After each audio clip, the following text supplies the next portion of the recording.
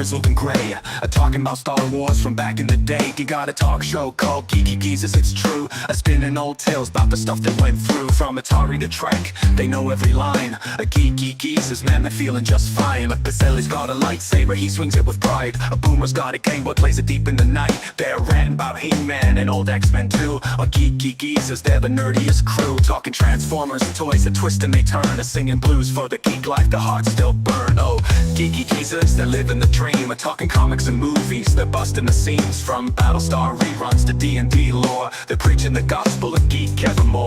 Be Pacelli and Boomer, they'll never grow old. A Geeky Geezers with hearts made of gold.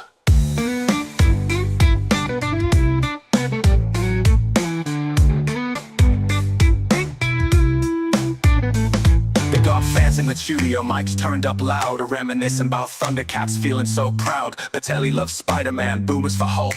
They argue about Star Trek with passionate bulk. From Betamax tapes to their old D20s, a Geeky Geezers where the nostalgia flows. They got fans in the chat, from the young to the old, they're tuning in to hear stories that never get cold. Talking Ghostbusters, Proton Packs, Toys in the Box, and Saturday mornings with cartoons that rocked. Pacelli and Boomer, they're keeping it real. A Geeky Geezers with that old school feel. Go Geeky Geezers, they're living the dream. Are talking comics and movies, they're busting the seams. From Battlestar reruns to D&D lore, they're preaching the gospel of geek evermore. Eat Pacelli and Boomer, they'll never grow old. A Geeky Geezers with that old school feel. Oh, Geeky Geezers, they're living the dream. Are talking comics and movies, they're busting the seams. From Battlestar reruns to D&D lore, they're preaching the gospel of geek evermore. Eat Pacelli and Boomer, they'll never grow old. A Geeky Geezers with hearts made of gold.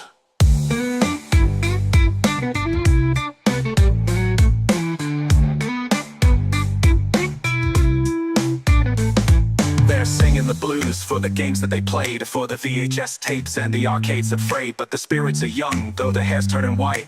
A Geeky Geezers keep the nerd fire alive. So tune in each week to the Geeky Geezers show. Pacelli and Boomer let the good times flow. From X-Files to X-Men, they're dropping the news. They're singing praises of geek life with them old blues. Pacelli and Boomer, forever they'll be. A Geeky Geezers living wild and free.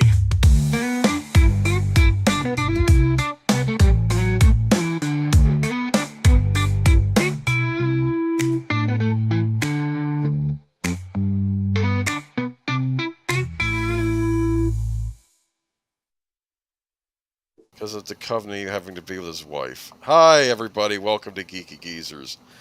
I'm your host, Agent Boomer, otherwise known as Boomer in the song. And here's my co-host, Pop-Pop Pacelli, known as Pacelli in the song. Pacelli, Pascali. I think it's pronounced like 3 or 4 different ways in the song. But what can you do? What can you do? And here is the Gazette, netter of Netters Network, who is looking a little bit less lycanthropic tonight. Right. Well, give her until Monday. Monday is the full moon. Yes. Okay. So, welcome everybody to Geeky Geezers. There works wonders. Yes, but it Hope does. You're having a good week. We got a packed new show tonight. We do have this is a quite a few doozy things one going tonight. Yeah. This is chaos. All entertainment this decade has been nothing but chaos.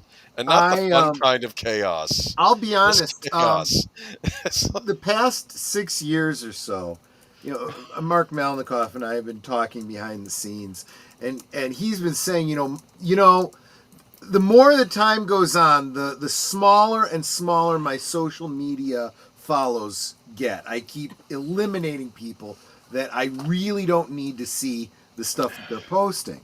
Well, I'm kind of feeling the same way about the people in Hollywood. Oh, yeah. There's a list out right now. They've put themselves on this list. This isn't a list that anyone else is compiling. And I am just going through that list and going, I will not be watching movies with these people in them anymore. Period. I mean, I am not even kidding.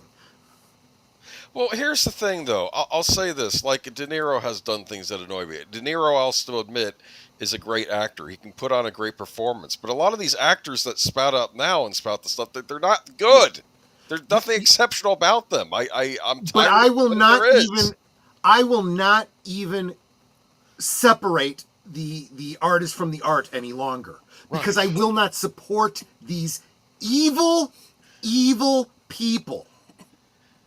Anyway, I won't do it. I absolutely want to see them go bankrupt. I want to see them working a workaday job like everybody else.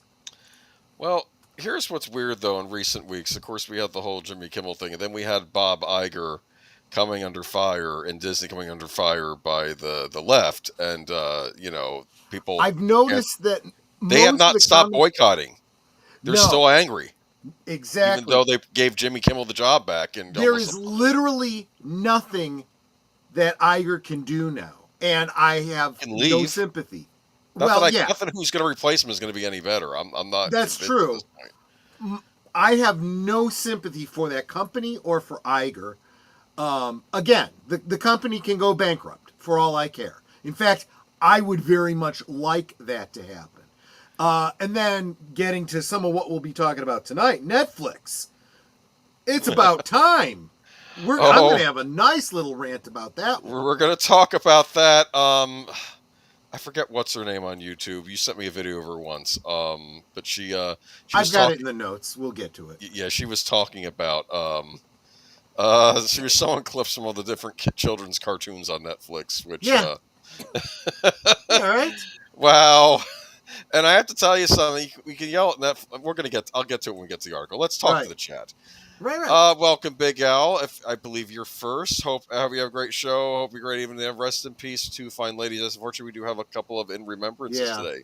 Welcome, Marc Malnekoff, Kapla. And Repenti's Lithium Mines. Have a great stream. Like, share, and subscribe. Don't send. Oh, don't make me send out the Birds of Prey and D7 battle cruisers. We'll be talking about those in just a little bit too. I'm telling you, the best ships in Star Trek. I do like the Federation ships, but I think the Klingons have the best ships. If I'm being honest here. The Federation is great when they stick to the looks that work, right? There are some ships that you look at in the Federation and you go, what were they thinking? What the heck is that? Like the Oberth class. I look at that and I'm like, how did they even get from the secondary hull to the engineering hull? What the heck? The USS Grissom? Yeah, the Grissom, exactly. That's Oberth. What the heck was going on with that? That's exactly the kind of thing I'm talking about. But then you look at like the Miranda class, the Reliant from Star Trek 2, and you're like, okay, I see what they're doing there. That's very cool. And you put that one next to a Constitution class, and you're like, okay, that's a Federation ship. And then there's the Excelsior class. Excelsior was a nice good class, evolution. Galaxy class is like, okay, now you're starting to get a little ostentatious. And then, of course, the Borg hit, and they're like, okay, let's get a little bit more militant with this again. And they kind of backed off. Well, the Federation goes through militaristic periods, like like where their guard gets up, and then suddenly it's almost like good times make soft men. And so on and so forth. Yes, I've heard suddenly something happens. Bad times come along, and it's like, oh, we got to get tough again, huh? Yes. Okay. USRNG, welcome. Connie Cleary, welcome. Deleted Scenes, welcome. They were getting a Deleted Scenes raid. He was talking about a certain young actress. Touching on that exact same topic. He's not so young anymore, I'm just saying. Okay, Netters Network. No, she's kind of hit the wall. Well, here's the thing. These words hit the wall. I'm not necessarily but there is a point in time where you need to grow up a little bit, and you need to start acting your age, and you're not 25 anymore. Do you understand? Well, and I think that's exactly where JK comes out and calls her out and says, look, you're clueless. You need to understand the way of the world, and I think there's a lot of people in the entertainment industry that applies to. Rosefire, welcome, and I do appreciate you always leaving a comment. You and Connie, you always tend to leave something. Thank you on the video. Welcome to Geezers, where the points don't matter, just like Joseph Campbell to Hollywood writers. Exactly right. In the early days of Hollywood, you used to have actual writers writing the script. Okay, right. You had didn't Fitzgerald write scripts for Hollywood at one point, and then later on, even like Richard Matheson, like he'd do his fiction, but he'd also do. There was like a crossover between Yes. script writers would do both. They would write. And now it seems like Yeah. if you are a writer, you can't write a screenplay. It's got to be these specially approved script writers in Hollywood. Ridiculous. That's part of where the problem is coming from now. Yes. Yeah, D. Pensek, welcome. If I'm missing anybody. Oh, Troy Pacelli, welcome. Netters Network, welcome. Okay, I'm sorry, I'm just reading off. Jessica Hardo, welcome. Oh wait, that might be copyrighted. Ben rereading Daphne du Maurier's Rebecca for Spooky October, Gothic Victorian romance, suspense, and Art Deco era. Never trust the housekeeper. I should look into reading that. Thank you, Rosefire. I have to tell you something. I've really been upset with Hollywood these past few years. They've driven me to reading. I mean, what are you doing? For crying out loud! I finished all the Bond books. I'm upset now. I got to find a new series. I'm toying with the idea of Master and Commander, starting that series. Yeah. Because I've never actually seen that movie. I've always meant to get around to watching it. I just haven't. And British naval ships. I'm hoping it's like Star Trek 2, because that's basically what that movie was naval ships shooting at each other. Lynn Green, welcome. St. Passbed and working on Castle Frankenstein for Halloween night. Well, what is... Wow. I'm kind of curious as to what that is, Lynn Green. Is that a Lego set? I did a Lego Haunted House recently. You know what's funny? They have the official Lego Haunted House, and then they have all these off-brand brick haunted houses, too, you can get. Yeah. Yeah. I don't know. Part of me was thinking Some are about... probably better than others, right? Part of me, I don't have the money for this, but if I did, I could build like a nice Lego town and then just stick the haunted house in the middle of it, and have all the normal Lego people having to deal with the Wolfman and things like that. Geek Flag Nate knows, welcome. Connie Cleary, Rosefire, did I miss anybody? Oh, Falkenstein Castle in Austria is what she's referring to. Oh, so maybe that is a Lego set. Usarn G, at my house the moon will soon rise over the roof and it will shortly be obscured behind the pecan tree. Interesting. When you live in the South, you have to learn how to say pecan. It's pecan. Okay, you have to pronounce it right or they'll come after you. Zootopia, welcome. What? It's all nuts. Rebecca was just also... like the people in Hollywood. They're all nuts. Yes. Oh, I've seen Rebecca Rosefire. That had that one actress, Hitchcock. In fact, Isabella Rossellini's mom, right? I think was in that. I'm so bad with names these days. You know what it is? Part of me thinks that maybe it's just the boomer side of me, and I'm just not remembering things as well. And then part of me thinks that maybe it's just because modern Hollywood is so terrible. I don't want to remember, and I'm even forgetting the old stuff now because I just don't care about the new stuff anymore. Because you're just tuning out from it. Yeah, exactly. Okay. Well, I guess we can start with the good old days. I think I picked a good one. I agree with you. Provided Troy is familiar with these. Oh, I am very familiar with most of them. Even the ones I didn't actually have myself, I have some awareness. I had a few of these. Well, let's just get into it. It is the world of Star Trek model kits. And even in the late 80s is when I tried getting into these. And because, what's cooler than watching the Enterprise? It's having it in your living room to look at. And the other thing, too, is that, and I think people that have been following me long enough have known that I have strong feelings about Star Trek marketing. They have done a poor job of marketing their stuff, and the models are probably was probably your best option for a very, very long time for Trek memorabilia and Trek toys. Items. Toys were hard to find, and then then on the other end you had the really expensive stuff like the pewter miniatures that. I'm sorry, as a kid living in the 80s, you ain't going to be buying those. You wish you could. That'll be all your lines. Or the collector's plates, which look nice, but I'm like, I can't afford these as a child. Exactly. They used to do that on TV all the time. They had like the Time Life book series, Yep. The Enchanted World, and I'm like, whoa, I really want to get that. Oh, I can't really. Yeah. I don't have the money for that. My mom and dad will not let me subscribe to that. Oh well, you know. I finally found them in public libraries years later. They were actually very well done books. Those Time Life Enchanted World books. Awesome. I had Miguel many. says, yeah, I had many glue headaches doing these models. Were you actually doing these models, or were you just doing the glue? Funny man. Actually, I remember I used testers. Is that what you use to glue these with? I started out with testers. That was how I started. And then I realized there is actually better options. So I started going to the liquid cements and then the JD Weld later on. Yeah, I model making is something I'd like to get back into someday if I ever have the time. I bought a Castle of Cagliostro model kit for an anime movie called Lupin the Third Castle of Cagliostro, and I got it. It's actually from Japan, and I got it in a geek store in Orlando, I think, called it's not the Intergalactic Trading Company. I think it was some other place like that, maybe Forbidden Planet. It was one of those types of places or Planet Sci-Fi. It was something sci-fi in the title, I remember now. But anyway, I got this model kit, and I was like, I have to practice before wasting my efforts before trying this, because I might mess this up. So then I tried getting a James Bond model kit, but I didn't get the right paint, and then it just yeah. you get they did reproductions of the older model kits. They had a Connery one for cheap, so I picked that up. Netter Clue Channels Clue Studios asking, Netter, feeling better?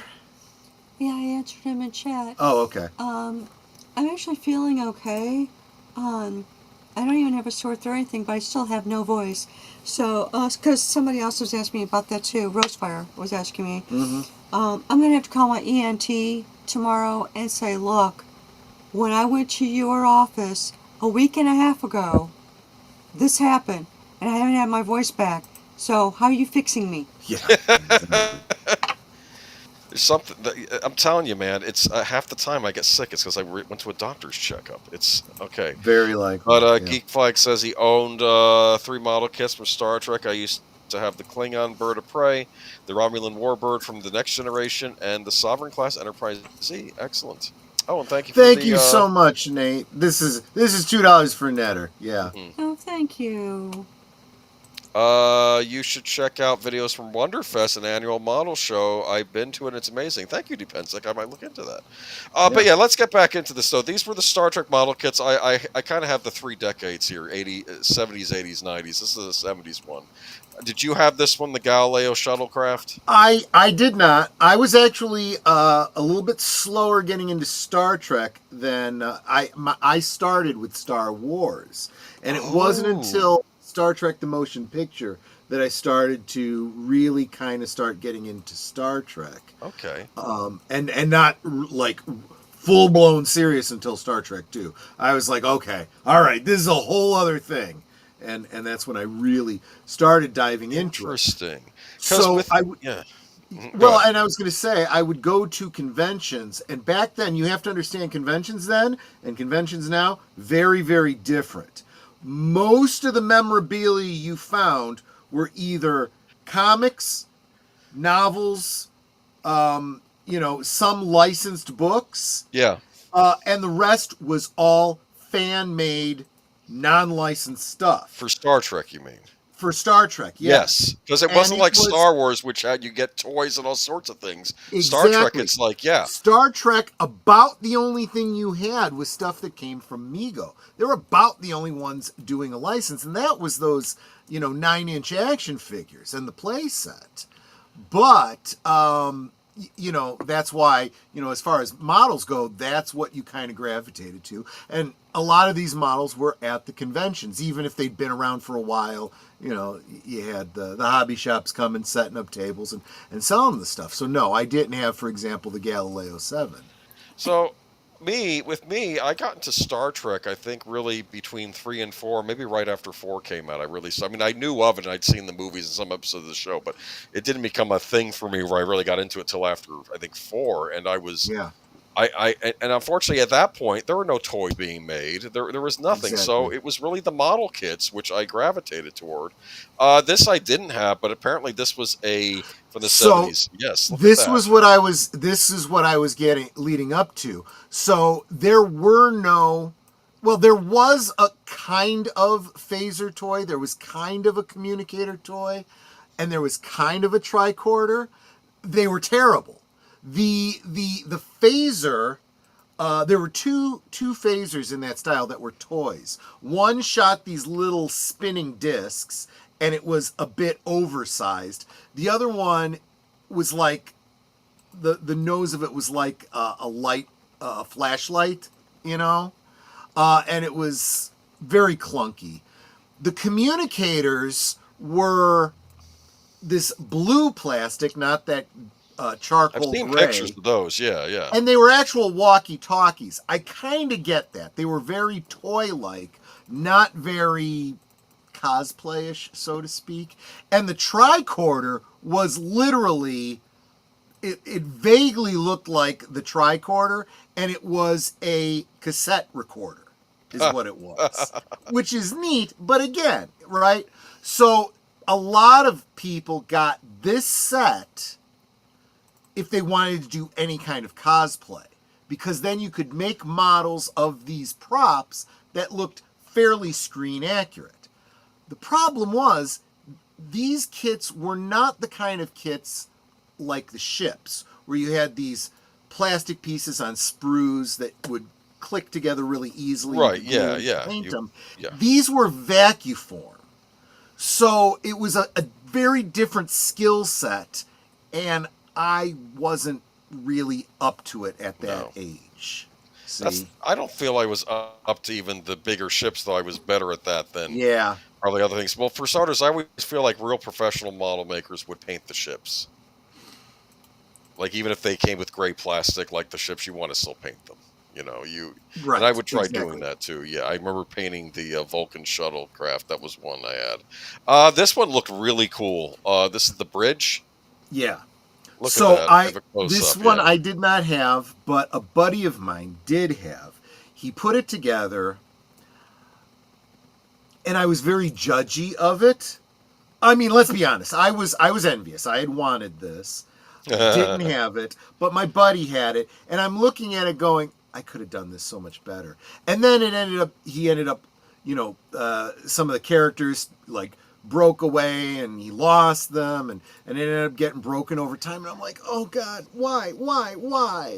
God, why do you give things to people that don't deserve them and won't take care of them? Well, You to know? be fair with your friend, I will say this. Part of the problem is that these skills, I guess, mildly develop over time. Like, I have a suspicion this set was professionally painted right here. I Oh, don't think sure, the figures yeah. came looking like this. I think, Right. and I think it's a skill set. And like you see, like like the guy with the microscope and painting with the fine brush, that sort of thing. And Yeah. I mean, I always give credit to people who could do this stuff well, but this is the Enterprise, and I could be wrong, but I believe I must have had a variation of this, because I have a suspicion that the Enterprise model kit that I got in the late 80s was probably just a reproduction of this one, right? It was, yeah, absolutely. This was probably the most popular Enterprise, and I wanted the one from the newer movies, the refit model. They didn't have that, so I had to get this one. and this was, and Which has the its own problem charm. there. Yes. The problem there is that if you got this and the Enterprise refit, they weren't in scale with each other, which is Are really you kidding me? not exactly. No, yeah. Oh, that's so annoying. Oh. It was very difficult if you wanted all of your ships to be in scale. You really also had to determine what scale did you want to go with. Eventually, and we'll get there, I don't want you to jump ahead, but the Enterprise D was probably one of the largest Enterprise Yep. that you could get, and you didn't want to go larger, so you wanted everything to be much, much smaller, so you'd have to actually go to a smaller scale of ship than this to put it next to your Enterprise D, and Well, part of me wonders though with depends what you models, if wanna you do. were to hang them, you could. Oh, this is further in the distance. You could maybe You can do your forced pretend that, perspective kinds of things. pretend like That's it's a true. forced perspective thing, like if you're doing like a. What I also liked about this is they thought through customization. Maybe you weren't going to make the Enterprise. Maybe you were going to make A the different ship. the Excalibur or something else. And so they had Look at that. decals with Yep. all the different numbers you could choose. Yep. You could make up your own. The entire alphabet, plus they printed out ship names that had already been used on screen and stuff like this. You can make whichever ship you wanted to make. I'm trying to remember. Were these on adhesive, like It was water stickers? transfers. Yeah, you'd cut out the numbers. Water that transfers. you want. That's right. You dip them in water and then you'd slide them onto. Oh, that was a pain. I remember that now. Yeah, because they would rink. You have to watch for them getting wrinkled and like getting crooked when you put them on. Yeah. I remember that. I was now. actually really good with them. In fact, I got better. Yeah. I got so good that even when they tore, I was able to affix them. Fix them. I did that too. Yeah, it rings a bell.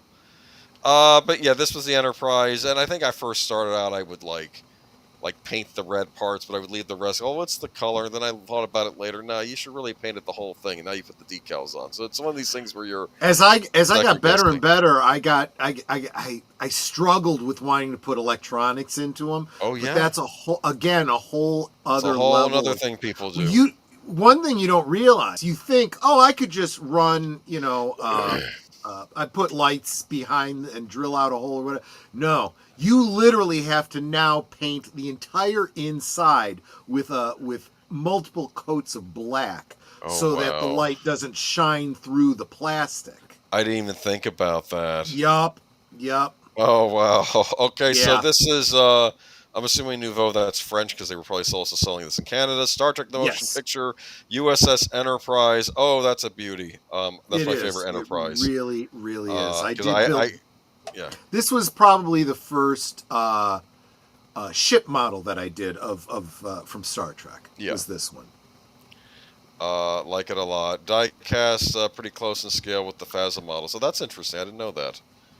We'll get to that in a moment. That'll be a future thing when we go into the smaller models. That might be a future talk. But there's the Enterprise. That is a great example of.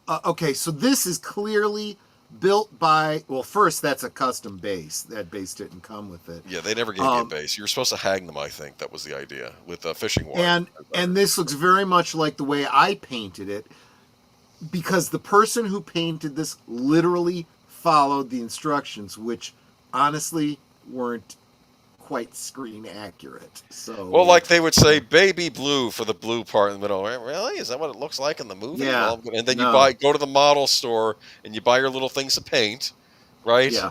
Your little. Were they also testers or were they something else? Yeah, testers. Which unfortunately was an enamel, and I hated working with enamel, and it wasn't until many years later that I learned, I should have just been using acrylics all this time.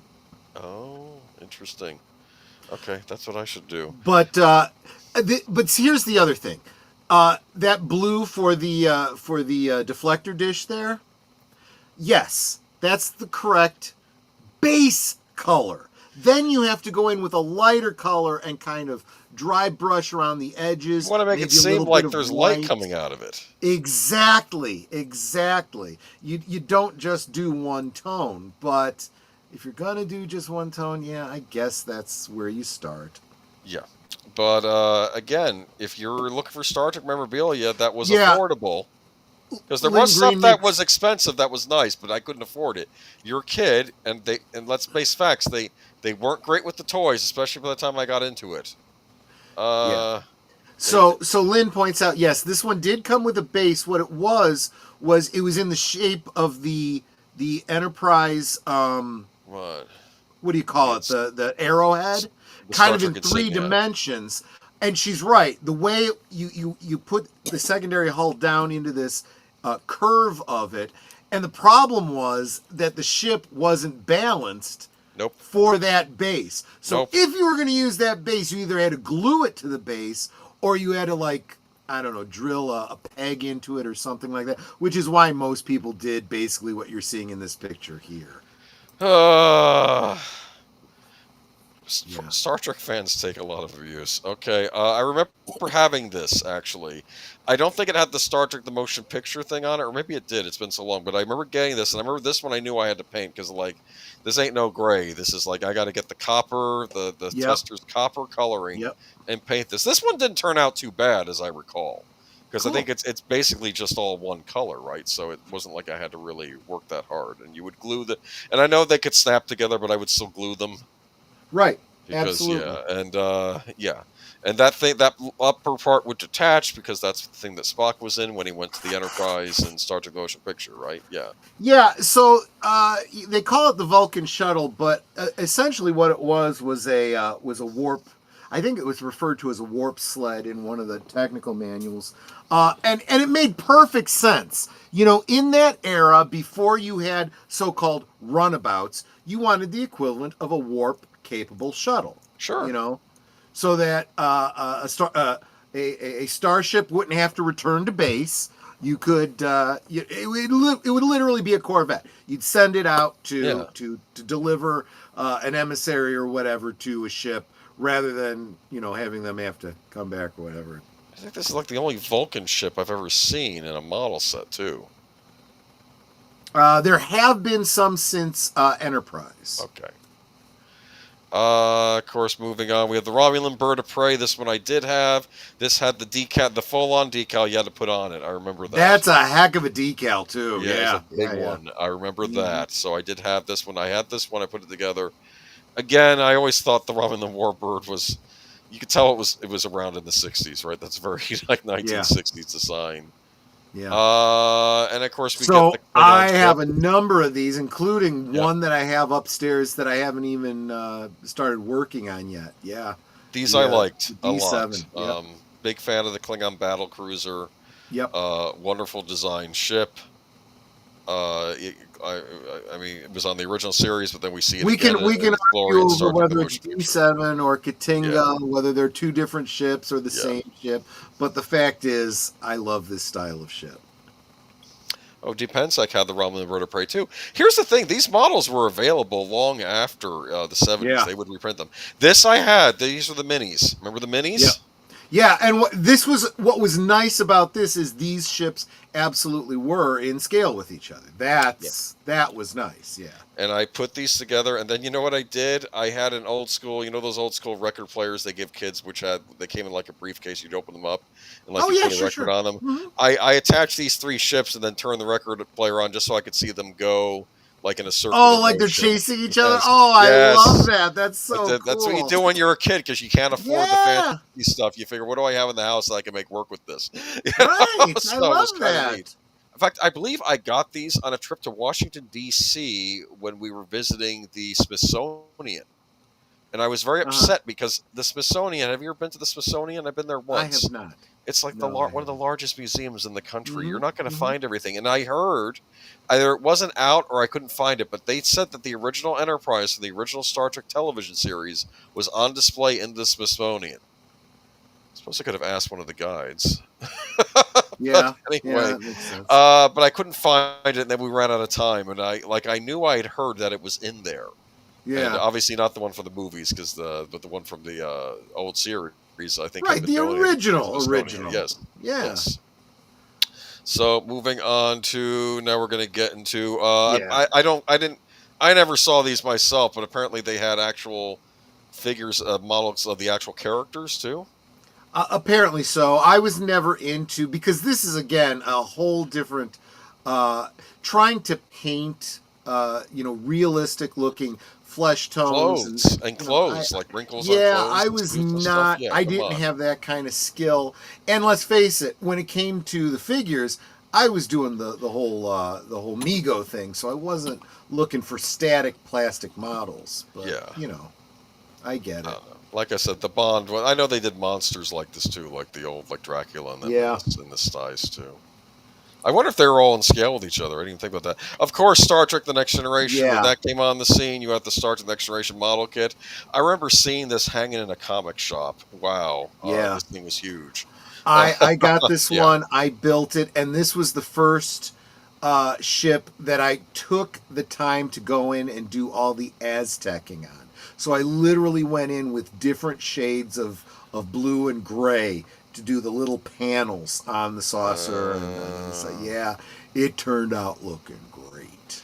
And I kept it so that it could be, and so you'd have to mount it appropriately. Yeah. I had to do custom bases for it because I was not going to affix that saucer section to the neck. I wanted to be able to pose it, break it off if you had to. Yeah, and do the saucer separation and pose them separately or together, however I chose. Yeah. Oh, Star thank Trek you, Enterprise. Flag. The Enterprise is in the basement along with Michael Keaton's Batmobile. Well, thank you for that. I Wow, will never that's go to cool. Smithsonian again. Yeah. All the best stuff. I do have a picture of the model outside, and I think this is what the trouble people ran into with this. You don't have it on that stand; it's tilting. Right? Yeah, and that's, you'll notice too, that stand, the little peg, that's broken. That's broken. Yeah. And it was that saucer was very front heavy.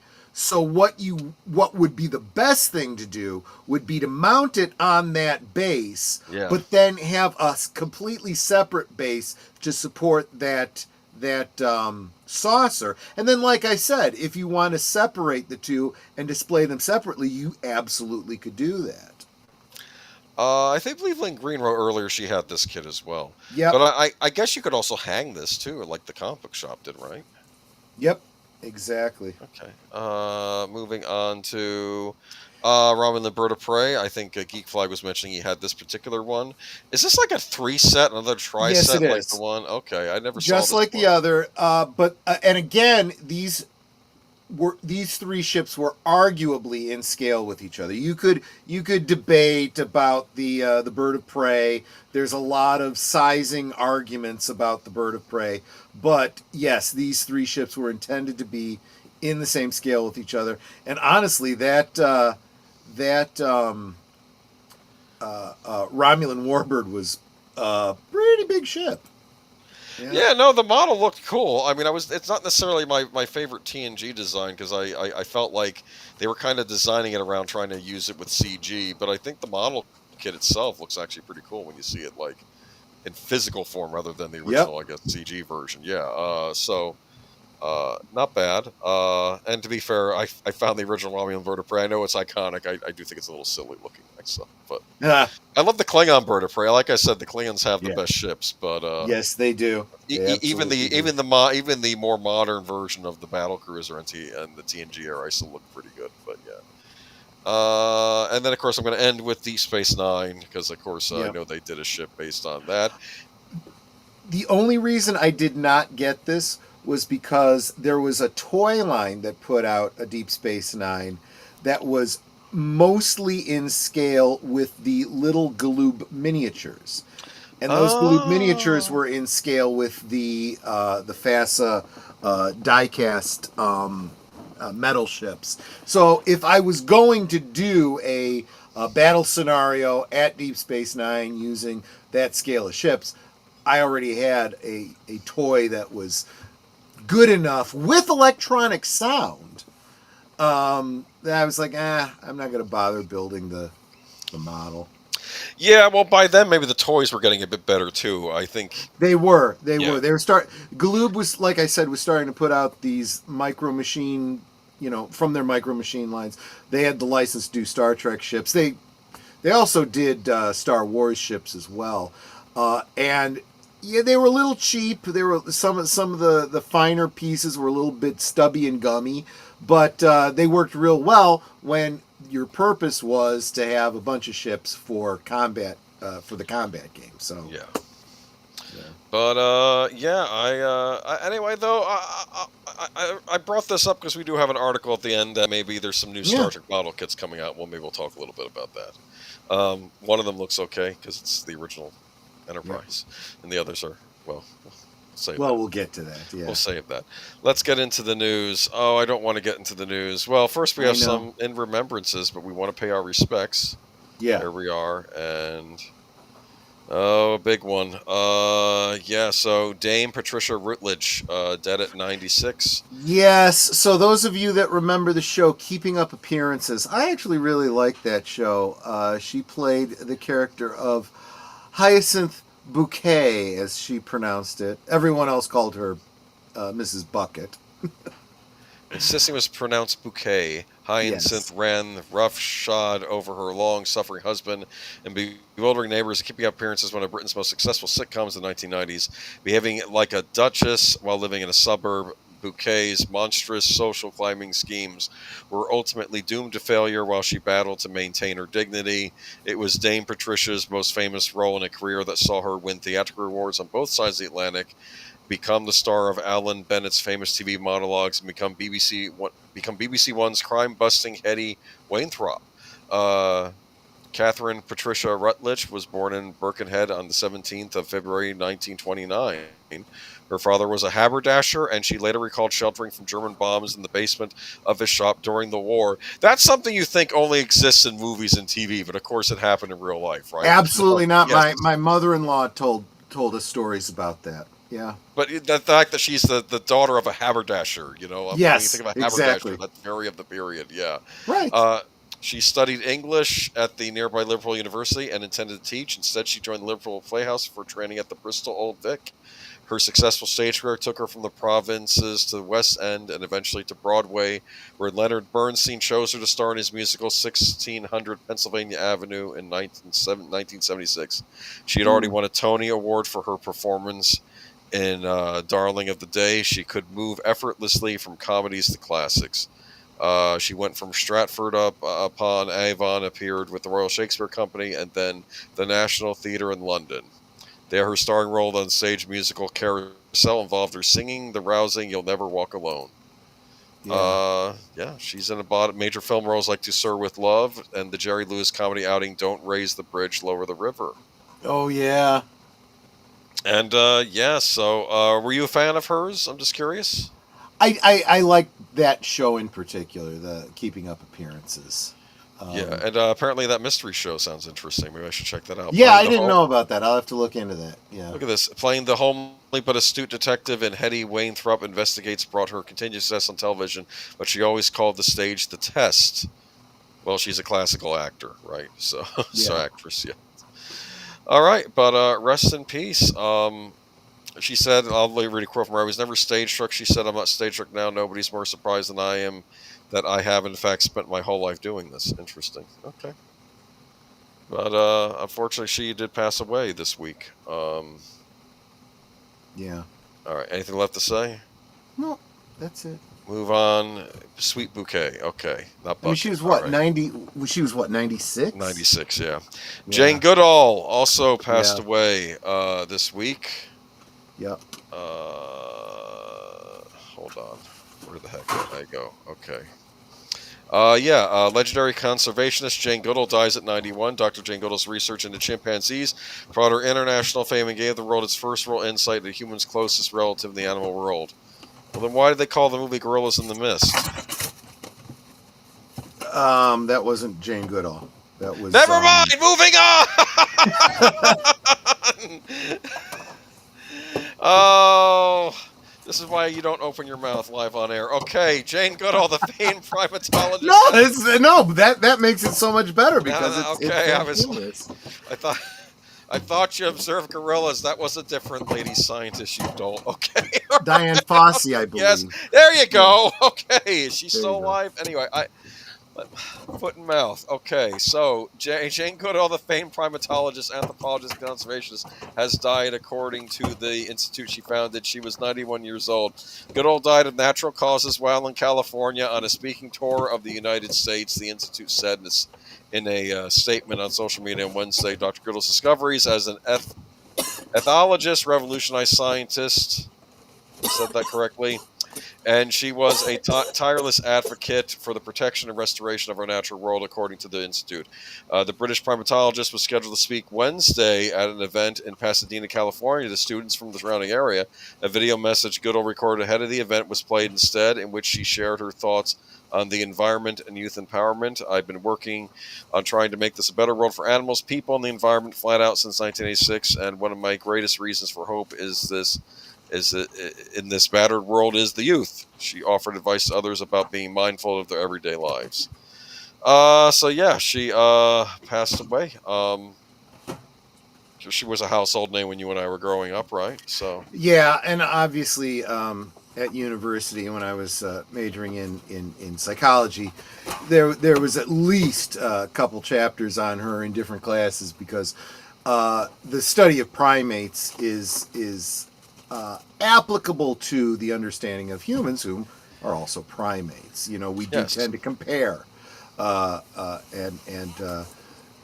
learning about them, we can learn something about ourselves, and you know that's something she definitely she is credited with a lot of our understanding of chimpanzee behavior that really was not well understood, and she also she had a couple different methods. She would study from afar so that she would not interfere, but she also became very interactive with them as well, which has is a different way of learning about them.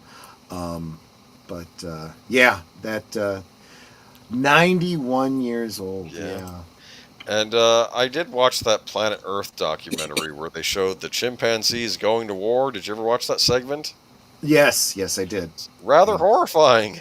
It really is, and you realize that we probably have more in common with them than we had thought. Oh, Well, by the way, I looked it up, and I didn't even realize this. Diane Fossey died in 1985. She was assassinated. that's awful. Yeah, it is. Please don't do that to your fellow human beings. Anyway, especially in light of recent events. What was I going to say, though? That thing in the Planet Earth documentary that made me shocking, though, was that the scientists weren't understanding why, even after killing the young chimp in the other tribe, why they... I know it's an easy source of protein, but why were they eating the other chimp? Usually it is a... It is believed that they're doing it out of spite.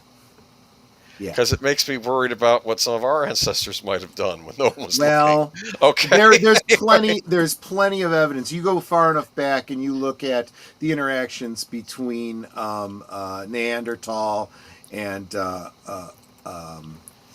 do you call it? Homo habilis? I forget, but they do find some of the remains, and they're like, oh, those are teeth marks. Yikes. Okay. Well, yeah. Rest in peace, Jane Goodall. Yeah. I lost my spot. Hold on. There I am. Okay. Moving on to. Happy. Well, some happy news, at least for me. I get to play Blood finally. This is like a boomer shooter on my wish list that got a nice remaster on the PC a few years ago, but didn't get a release on consoles, even though it was a Night Dive remastered. And I think so that was the one I sent you. Yes. But now we have Blood Refresh Supply. The quote-unquote definitive edition of Monolith Productions' classic shooter is coming to Nintendo Switch, Xbox Series X, Xbox One, PS4, PS5, and PC on December 4th. It's also launching for Nintendo Switch 2 in early 2026. Night Dive Studio previously released Blood Fresh Supply for PC in 2019, offering an enhanced version of the original. Refresh Supply is remastered with 4K resolution support, unlocked frame rates, with consoles running up to 120 frames per second, split-screen online co-op for 8 players, the Vault, and more. I'm wondering if now, because you own the Fresh Supply, if you'll get this version for free. We'll see. I know something they do that. Alongside the original campaign, it includes the add-ons Plasma Pack and Cryptic Passage. There's also a new scenario, Marrow, with a second Death Wish arriving post-release, so stay tuned for more details. If the Death Wish scenario is a reanimated Paul Kersey from the Death Wish movies, I am sold. Yeah, absolutely. Okay. Anyway, Charles Bronson. If I could play as Charles Bronson shooting an undead cult, that would be cool. Before Blood Refresh Supply, Night Dive has a remaster of Outlaws going live on November 20th, based on 1997 first-person shooter by LucasArts Outlaws, plus a handful of missions. Remaster will be available on all platforms aside from Switch 2. Oh, it's not coming out on Switch 2. Interesting. Yeah, Outlaws was interesting because the actor who played Q, John Delancey, he does a voice in the game as one of the villains, actually. Oh, cool. Yeah. Cool. But really cool boomer shooter. I might pick this up on Xbox because I want a horror themed shooter for my Xbox. Let me see. So moving on to any last thoughts on Blood? No. You get to I shoot- hadn't heard about this You before. get to shoot around a evil, I don't know if it's satanic or Lovecraftian cult that they're doing bad things. You get to blow them out of the water as a guy that's risen from the dead to go shoot them. Okay, so I'm looking forward to it. It doesn't take much these days. That's what I'm saying. I'm always down on gaming, but then Night Dive announces they're remastering another old shooter, and I'm happy again. It's weird. Yeah. And plus, it comes out on stuff I already own. I don't have to buy a new console to play it on. Now here's the one of the big stories of the week. Oh no.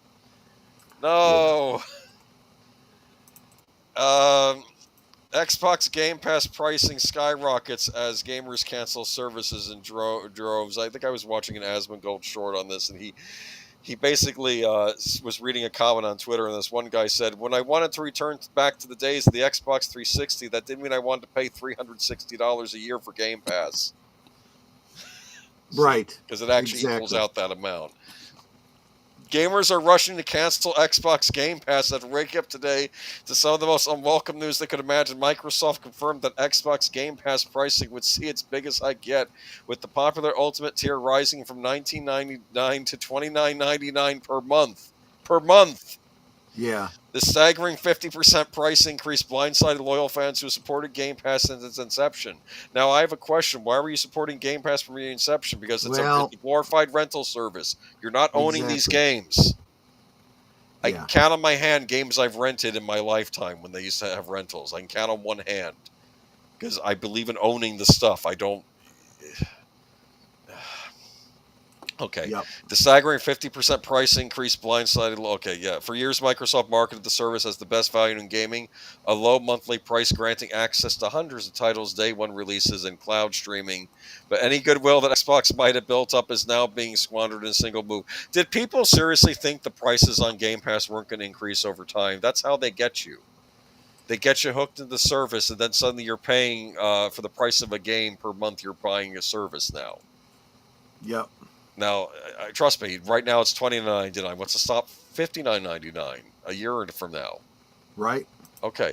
The announcement triggered, and what do you own with that $59.99? You own nothing. You don't even own digital copies.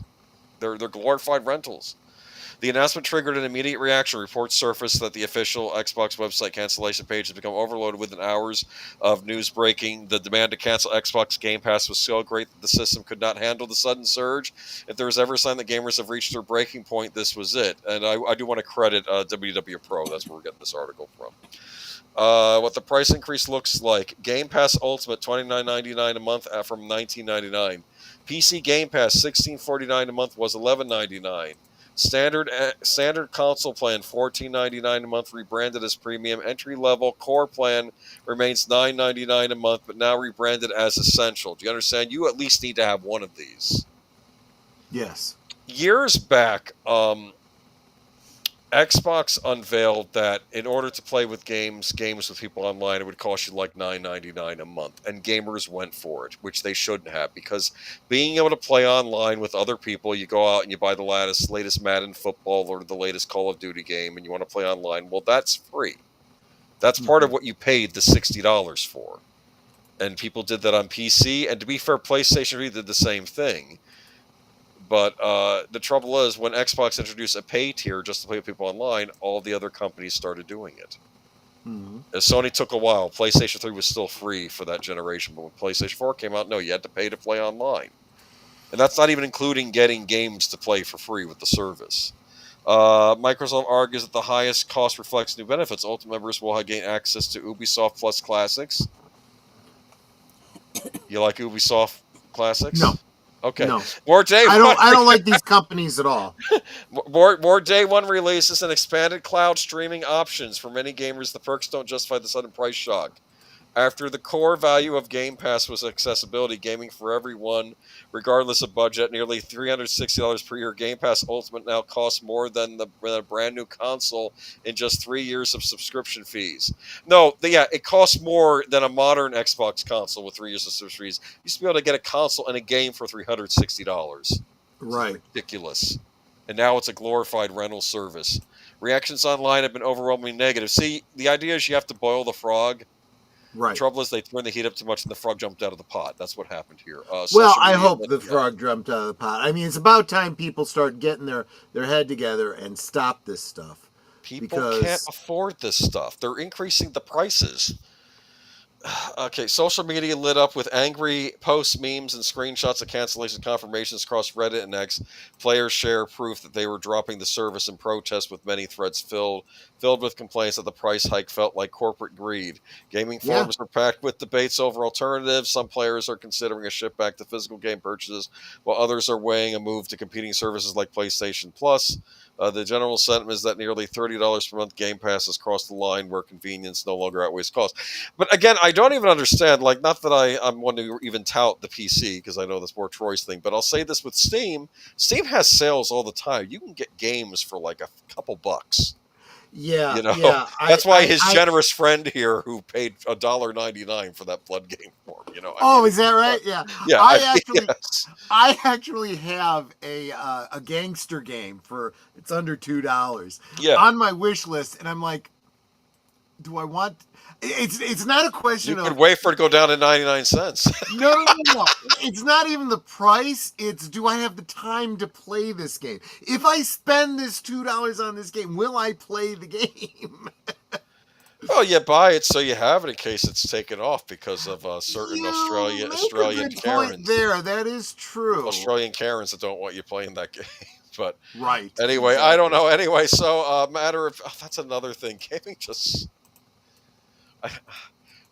Okay, Boomer. Just remember, you have Blood Refresh Supply coming out. Right. Come on. You got that old LucasArts Western game coming out too. That looks good. So, this is the first time Microsoft faced backlash for heavy-hand decisions. In 2020, the company attempted to double the price of Xbox Live Gold before reversing course after fan outrage. Yeah, they reversed course because people screamed and they we're not going to do that. Xbox hardware sales continue to trail behind PlayStation and Nintendo. Xbox hardware is starting not to show up on store shelves. Costco has eliminated it.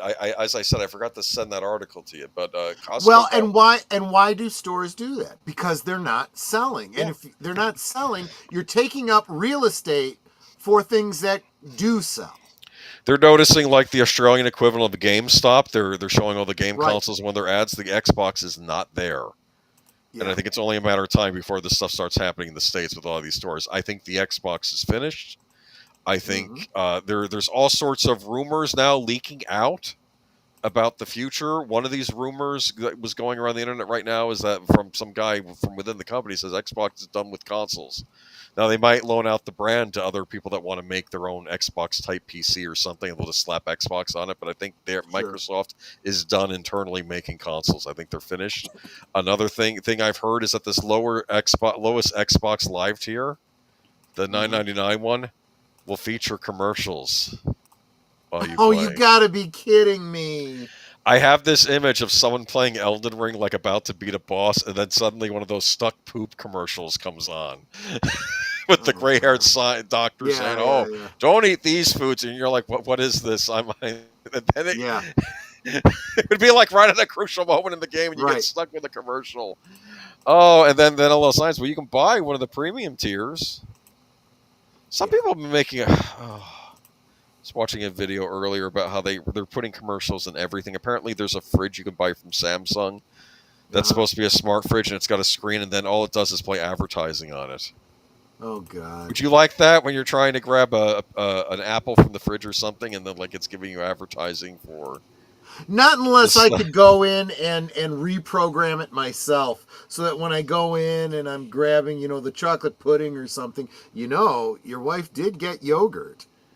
Funny, man. Funny.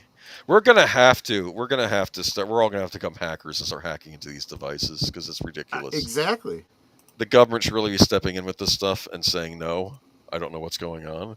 Well, Uh, there's only so much that the government could do. I mean, there's a lot the government needs to do, and a lot of it's getting done. So no, yeah. I'm not picking on that. You're right. Right. They have a lot on their plate. You know who actually needs to step in? It's not even the government. It's Consumer Reports. Well, They need to start trashing companies to do this. I miss Consumer Reports. They're They still used around. to be. Well, are they though? Are they really? They're at your local public library. Yeah. Well, You know, your local public library. yeah. They are in the reference section. You cannot check those out. But but a friendly worker or employee will show you how the index works. And sometimes, if you are a library card owner, you would get access to the online edition of Consumer Reports too. Not that There I'm you trying to go. plug libraries or anything. Anyway, the company What's really seems. cool about libraries, though, it's like I know at least the one around by us. Yes. They will sometimes book a like an author or something around the spooky time just to tell spooky tales. There's a fellow that does Oh, this yeah. every year at the one by us, Yeah. who talks about vampires and Yeah. legends of vampires and all this. Yeah. And it's a good like 2 hour Yeah. Lecture, basically. presentation. Yeah. It's really cool, and especially around Halloween. Yeah. So just Yeah. saying, check out your public library for some spooky ghost stories. Yeah, we had one at mine too. He was doing like Florida ghosts, and it was interesting because I'm hearing all these local Florida legends, and it was a nice little evening. It was a break from school, and I sat down and I listened to the ghost stories. So yeah, if you're check it out, they got good stuff going on at your local library, and they don't charge either. Sometimes they want you to register ahead though if they think there's going to be a crowd, but that's it. Did I talk about Bond yet? Is there a Bond thing going on? I wasn't aware. I'll have to look that up for next week. That actually just broke. I just saw it today. We I don't didn't really wanna have know. time Did to they get cast? in. No, you do not. No, you don't. You don't want to know. You don't. Let's not even. Okay, don't we'll even talk about it next spend week. the energy Person. on it now. Yeah. We'll talk about it next week. We got other bad energy with the Xbox. This was a follow-up article. Microsoft gave up on 300 million in Call of Duty sales as a result of Game Pass. So of course, you subscribe to Game Pass, you get Call of Duty for free. Well, you don't get it for free. You get to play it while you're subscribed to Game Pass. The trouble is this cut into the sales they would normally have from Call of Duty because people play that mainly for the online mode these days. So Yeah. Microsoft gave up 300 million, and people inside Microsoft are wondering about the Xbox division. Like, what are you doing? We spent all this money on Activision, and we're not even getting the profits that we would have gotten from having these exclusives. It's like, Right. Although it makes me wonder. Well, between the price of the Game Pass and them not getting the game, it's like, well, screw it. I'm not even going to play this damn Call of Duty crap. in the recent Bloomberg report, Microsoft has reportedly given up a potential 300 million on Call of Duty sales as a result of putting the game on Game Pass. Report Cecilia D'Anastio said the price hike and other changes to the Game Pass plans are saying that Xbox's big streaming push is not generating the revenue it would like 8 years after launch, according to interviews with 7 current and former Xbox employees. The company is putting some of its top titles on the streaming service, but that's cutting into sales of higher margin games like Call of Duty, which came with Microsoft 2023 acquisition. Activision Blizzard said the people who asked to not be identified discussing internal company matters. People inside the company, they're letting it fly right now. Oh yeah, They probably think they're not going to have Because jobs soon. Yeah. they know that this is like a Hail Mary for them. It's like, maybe if somebody blows the whistle on it, it'll force the people, the morons above me, to change course and maybe save our damn business. Okay. Any Xbox fans in the chat? Not It's anymore. okay if you. Well, here's the thing. I am going to say this. I go on these rants each week. At the end of the day, it is just hardware. You can like the hardware. You can hate the company that owns it. Like, you know, let's say you're feeling down in the doldrums because Xbox is on its way out. You can still get yourself blood refresh supply on it. you know, and just ignore the Game Pass crap until you decide what you're going to do next. You know, I'm not judging you. I mean, all the consoles right now I think are not great. Of course, some would argue the Switch is not really a console, but anyway. I'm a Super Nintendo fan, aren't we all? Anyway.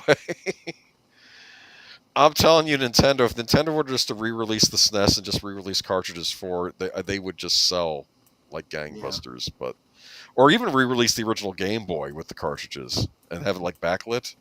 Mm-hmm. That would be so cool, but nobody cares. Okay. Nope. All right. From real sport to esports, Saudi Arabia spent $55 billion on electronic arts. What the heck is going on? I know, right? What the heck?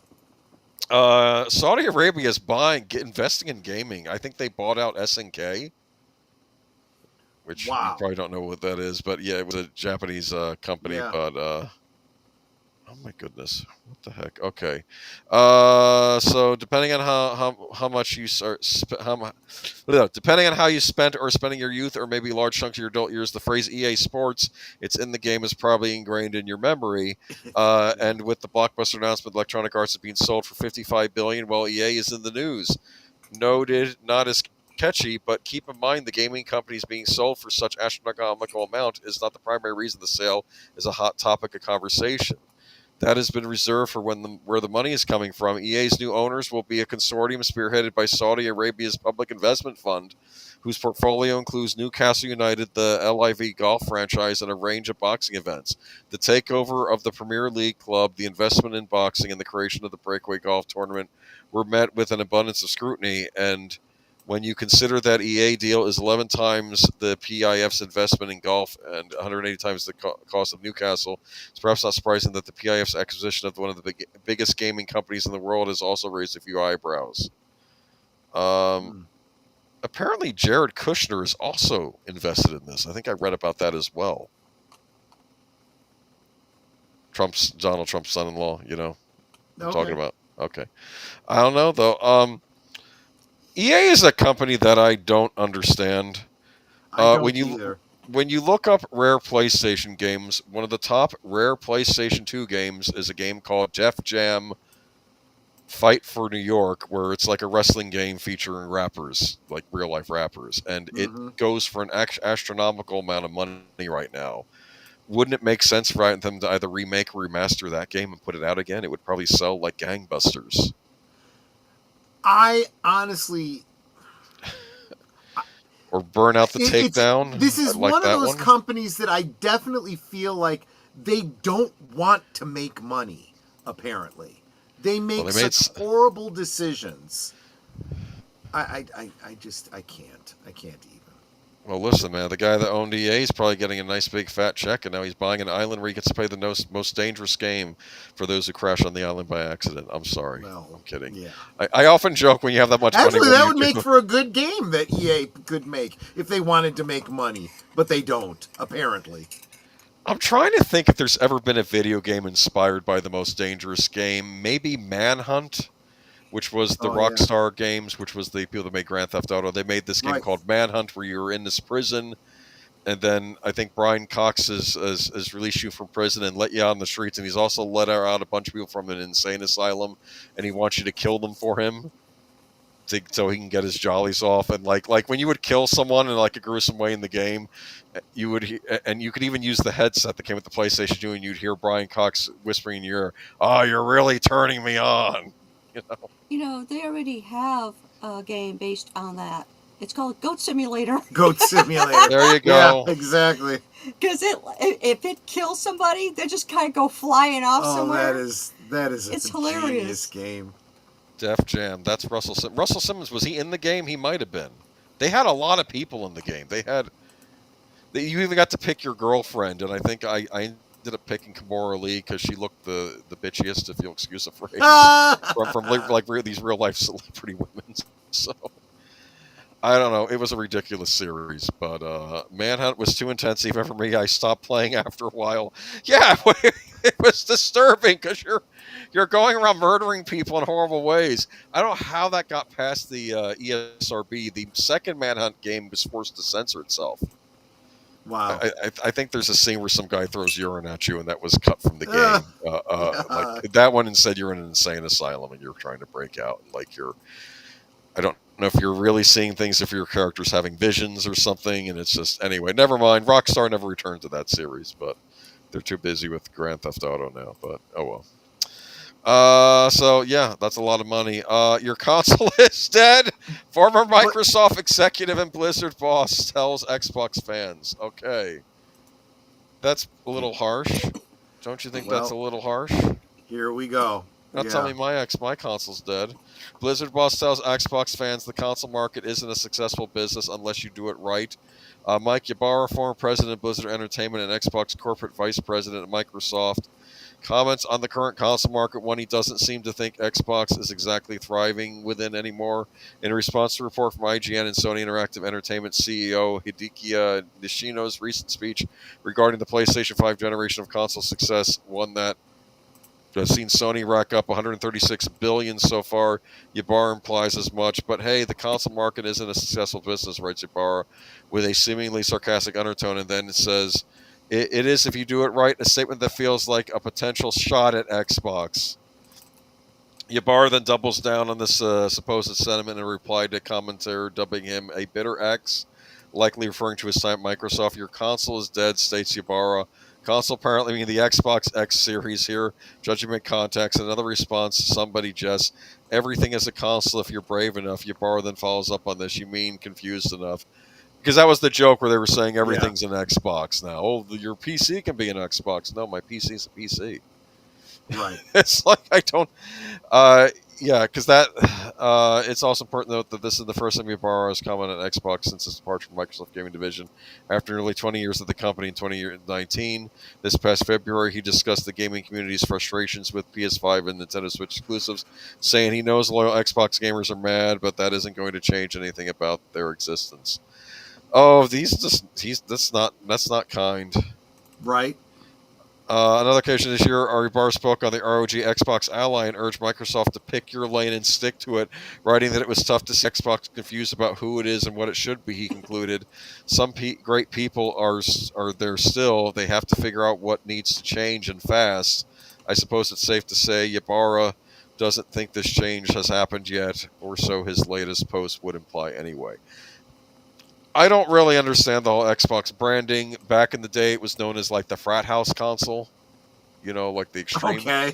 X is in the title. It's extreme. Remember in the late 90s, early 2000s, everything was about extreme. Right. Like extreme sports, extreme this. That's where the Xbox was supposed to be feeding into. Right. Gonna log off and wait for the beautiful full moon. Good night, everyone. Well, thank you for stopping at Rosefire. You can catch the rest later. But, yeah, so you buying an Xbox Series X for $800? If you're asking me, Yes. you know the answer to that. You're gonna buy an Ally X portable for $1,000? I don't really know what it does yet, but I'm sure it'll be amazing. Oh, I'm sure it'll be amazing. Okay, moving on to. Are we on streaming now? Yes. Okay. Let me go ahead and read. There's a headline streaming. In YouTube TV carriage battles, media companies say tech giant is after their streaming lunch money. Having rapidly grown from a startup to dominant pay TV operator, YouTube TV now appears to be looking to level up by incorporating partners, streaming programming directly into its user interface. This drive to ingest content as opposed to merely integrating third-party services, as many operators already do, has become a point of contention in a carriage standoff with NBC Universal. In the model preferred by YouTube, even streaming exclusives like Premier League Soccer on Peacock, for example, would be accessible directly via YouTube TV as opposed to having to leave the app. The result for the tech giant is better engagement and improved advertising and subscriber metrics, though media companies trying to goose direct to subscriptions would have a tougher time attracting and keeping subscribers.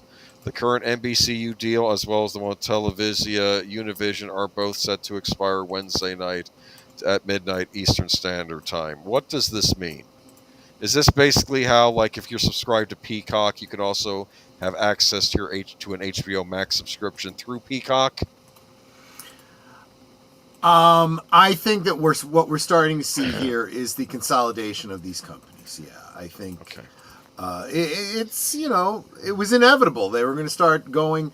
They know they've saturated the market. You can't have all these different outlets, but maybe if we do some licensing deals, we can all benefit from this. It was bound to happen eventually. This sounds like when Edison went to the guy who what was it? Tesla? Yeah, no, Tesla. No, who was his rival? What was Edison's rival? Westinghouse, was it? Oh yeah, right. Yeah, and Tesla, I think Tesla went to Westinghouse. He's like, what is Edison doing with this? What was it? Alternating current, was it, or something, or was it like? And Yeah, I it think became, finally the other electric company says, look, we still need bulbs. He told Thomas Edison, Right. you know, so you can make the Right. bulbs. We're not going to horn in on your bulb turf, all right? Exactly. You know, so that was an interesting movie. It was called The Current War. It had the guy who played Sherlock in it. As Which Thomas Edison. Sherlock? Well, there Yeah, have there's been a lot. Cumberbatch. Oh, Cumberbatch. yeah. I don't think of him as Sherlock Holmes. Cumberbund? No, I guess Cumberbund. Cabbage Patch. Cabbage Patch. Everyone thought he would end up playing the Master on Doctor Who. Remember that? I think anybody that stayed away from modern Doctor Who is probably very sensible. Well, he was doing another Moffat series, so we thought we might see him guest as the Master. We thought that might end up happening, but oh well. All right. So yeah. I mean, is the streaming war over? Not yet, but this is indicating a big shift in it. I feel like the streaming war is lasting longer than World War II, but maybe that's just me. I don't know. I mean, maybe I'm not including the British side. Definitely lasting longer than the VHS Betamax war and however many others. Yeah, because back in the 80s, companies didn't delude themselves as to whether or not something was succeeding or not. That's the problem right now. You have people in these companies. Let's move on. What's the next streamer we're talking about here? Oh yeah, here's the big one this week. This might be the biggest story of the week. We had a lot of the stories. I could have said the biggest story of the week, but Netflix loses over $15 billion in market value after Elon Musk calls for subscription cancellation. I was watching a WDW Pro panel discussion on this with our friend Culture Casino. He was on it, and they were mentioning that they think Elon Musk is pissed over the recent assassination of Charlie Kirk, and he's now looking. In fact, I'm going to go ahead and drop the link to exactly that. For you. Yeah, and you can check that video out. And U.S.-based streaming service Netflix has lost around $15 billion in market capitalization after more than a day after billionaire Elon Musk called for a subscription cancellation due to what he called the quote-unquote woke content promoting transgender ideology for children. And it's funny, when this was first mentioned, I'm like, he's overreacting, I'm sure. And then I'm watching the clips and I'm like, oh no, he is not. He is not this at all. This stuff is all over the place in this programming. You almost think it was like indoctrination, including popular characters such as the Transformers and a Jurassic Park series. Camp Cretaceous, which has like I think two teenage lesbians confessing their love for each other and kissing, and I'm like, this is something you might have seen in an adult program. I don't know what it's doing on a children's program. It's a dinosaur show. It's and here's my problem. I mentioned this. The UK was watching it, and he's like, well, what? This is supposed to be about dinosaurs. So, hashtag cancel Netflix yesterday was, I don't know about today, but yesterday was the biggest trending hashtag on X.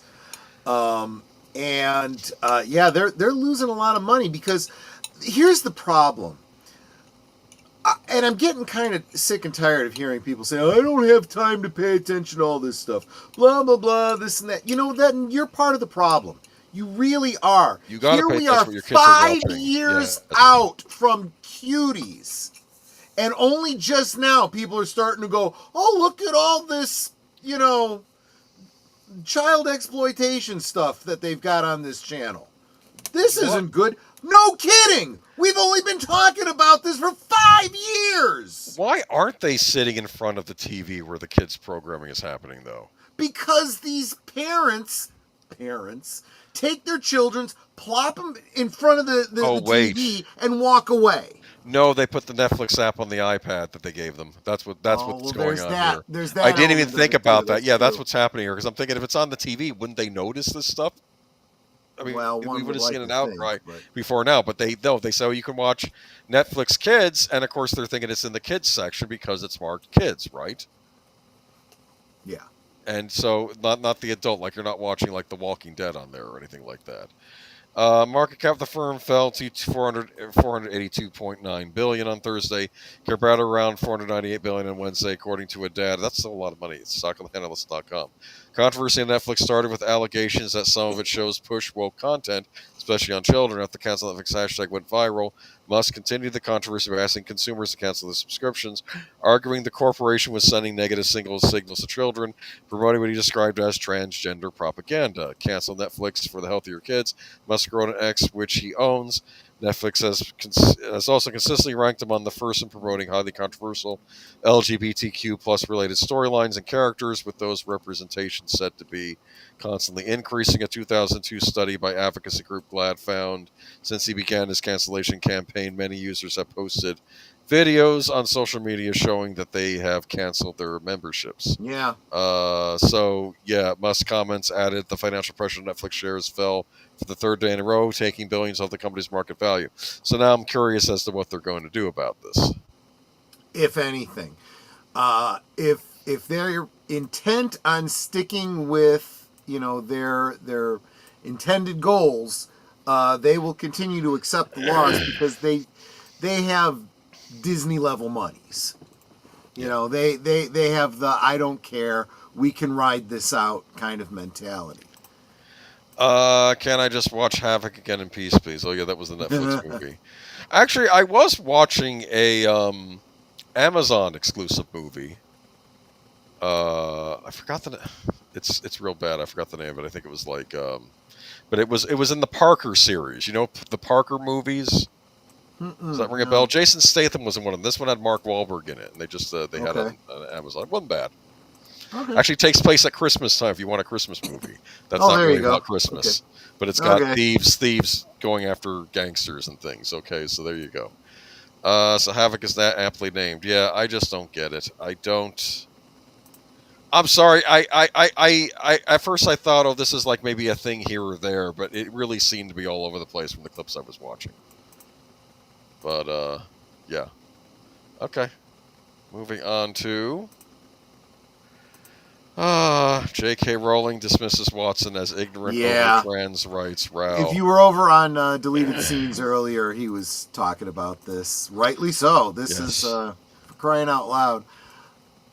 What I thought was interesting about this is that I think J.K. Rowling has purposely over the years not opened her mouth because even though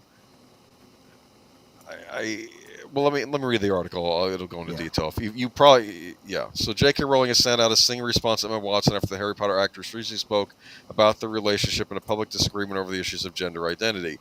Last week, Watson said she still loves Rowling, refuses to cancel her out despite their differences on the subject. So on the surface, that sounds okay, actually. Well, yeah, but not really. We'll get into not really. it.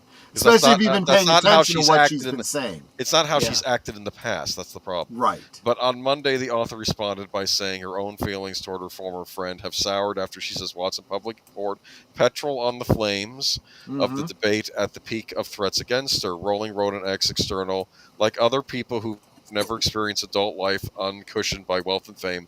Emma has so little experience in real life, she's ignorant of how ignorant she is. She and Daniel Radcliffe were among the stars who distanced themselves from Rowling when the author sparked a row about speaking out against trans activism, which Rowling said had eroded the concept of biological sex. The writer was accused of being transphobic, which she denied, saying she was worried about the effect on women in single-sex spaces. In an interview last week, Watson said, "It's my deepest wish that I hope people who don't agree with my opinion will love me, and I hope I can keep loving people who I don't necessarily share the same opinion with," which I think would have been the fine response years ago, right? Yeah. When all this petrol was being thrown on the fire. That ship has kind of sailed after some of the things she said. It's what she's saying now is not compatible with what she said then. That's the problem. So, in her new post on Monday, Rowling wrote, "I'm not owed eternal agreement from any actor who once played a character I created. The idea is as ludicrous as me checking with the boss I had when I was 21 for what opinions I should hold these days." She said it had been, however, hard to shake a certain protectiveness after knowing someone since they were 10. Until quite recently, I hadn't managed to throw off the memory of children children who needed to be gently coaxed through their dialogue in a big, scary film studio. The author said the turning point in her feelings came in 2022 when Watson appeared to aim a subtle dig at Rowling on stage at the BAFTA Awards. Host Rebel Wilson introduced Watson by saying she's proud to call herself a feminist, but we all know she's a witch. Watson responded that she was here for all the witches, which was widely interpreted as a statement of support for the trans community. Many interpret her as mouthing bar one, and she said bar one, although it's not clear she may have actually said by the way. No, she said bar one. That's what she said. She said bar one. Okay. Rowling said the moment had a postscript that hurt far more than the speech itself when Watson sent a note. Despite Wait, hold on a second. I did want to say this. That's stupidity. Well, she may have sent, by the way. Yeah. Let's go, Brandon. Not what she they said. were saying too. Yeah. That's not what she said. Let's go, Brandon. No, they were saying F Joe Biden. You know, they do this all the time. They flat out lie. They're running cover for Emma Watson, and I want to make a point too. And I think Rowling's even trying to make this point too. She's 35 now. You're not a little kid. Right. You're approaching middle age. Actually, let's be honest. I just dropped the link because it's a rather long post that J.K. dropped. Yes. But she has a way with words. She really does. She's a great writer. Obviously, she's a great writer. She bit her tongue for a very long time, said nothing until she felt it's time I need to say something. And when she did, boom! This is just, hit the button and kaboom. It's really freaking amazing. Well, let's be honest here. She was afraid of violent reactions to her standing for her beliefs. And this is someone who can just go with the crowd. If you go with the mob, then you don't have to worry about the mob coming after you. And then you kind of threw your friend or your mentor under the bus here. And then you sent some note saying, "Oh, I hope you're okay." And you could have called her up and talked to her about it. You did. And her thing about what was it you said? I'm not owed eternal agreement. The idea is you can disagree with me on this statement. You're allowed to do that, and I won't hold it against you. But the idea is when people start threatening you, yes. The idea is as ludicrous as me checking with my boss I had when I was 21 for what opinions I should hold these days. Good point. But further, you're also not coming out and bad-mouthing your boss from when you were 21, saying that person's a dick for having these opinions. Especially when this person is getting threats on her and her family's life. Yes. Exactly right. And Davinia Robbins, welcome. If you live to 70, 35 is noon. Yeah. She's at midlife, essentially, if we're talking average lifespan of 70. So grow the hell up, girl. But again, this is why I dropped the link so that you guys can read this in its context. Read the whole thing, yeah. Because well, yeah, but I mean, she makes some really, really great points here. Where is it?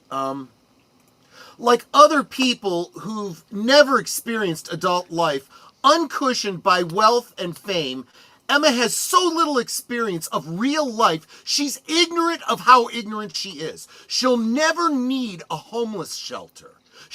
And remember, if you know JK's background, she does. She's never going to be in a place of mixed sex public hospital ward. I'd be astounded if she's been in a high street changing room since childhood. Her public bathroom is single occupancy and comes with a security man standing guard outside the door. Has she had to strip off in a newly mixed-sex changing room at a council-run swimming pool? Is she ever likely to need a state-run assault crisis center that refuses to guarantee an all-female service? Yes. To find herself sharing a prison cell with a male assaulting person who's identified into the women's prison. In other words, she's saying you can hold these views, but have you ever thought about these things like a real human being? You are so removed from the trials and tribulations of real people, you don't have a realistic opinion in your head, girl. Yeah, and deleted scenes was also make a point. What has she been in afterward? I did make a point that she was in the Disney Beauty and the Beast remake. Well, which Was terrible. got very I hate mixed that movie. reviews. I hate that. It was absolutely terrible. That was when I turned They on the whole idea of auto-tuned the remaking. crap out of her. So don't even. But yeah, and what has she done since then? This is the other problem. She's only known for being friggin' Hermione, and she's going to be forgotten for that as well, as they are now moving on and recasting Hermione with a person of color. Yes. So there we go. Yes. Anyway, moving on to two seemingly incompatible things. Yes. So anyway, Yeah. I think we spoke enough on this, but like I said, you can check out the link and Amala. Let me see, make sure I get her name right. Ekpanobi, right? Right. Yeah. She had a great video on also the Netflix thing we were just talking about recently. She's a great YouTuber. Is that the one that I had put into the notes? Let me see if I. Yes, that's her. I know her. Yeah, she not personally, but No, of course, yeah. but she makes some good content. But Kimmel corporate fallout continues. Yes, so Kimmel corporate fallout continues. Yeah. This is in the notes below. This may be an incomplete link, but I just dropped it in the wrong place. Oh, okay. But all the articles we're referring to are down below, including the link to Amela's. That's right. I had been watching at the same time you were, and you sent me the link, and I was like I was about to send this to you. Okay, so that's funny. It was just a weird coincidence, but she. So I think she was another person that was at one point on the left and said these people have gone crazy and went over. Yeah, she started her channel with her, leaving the left, statement, and I'm seeing more. It's funny. I was it Nate that I was talking to behind the scenes? Somebody. I was saying there's a lot of channels that I am paying attention to now that are very critical of the Democrats, very critical of the left, very pro, Trump and the current administration, and they're all black. It's like, wow. I mean, I didn't even realize this until I suddenly realized it, and I was like, people are waking up. People are coming around. Well, it's also that, and the fact the other side has gotten more extreme. That's another thing that's turning people up. It's starting to scare them.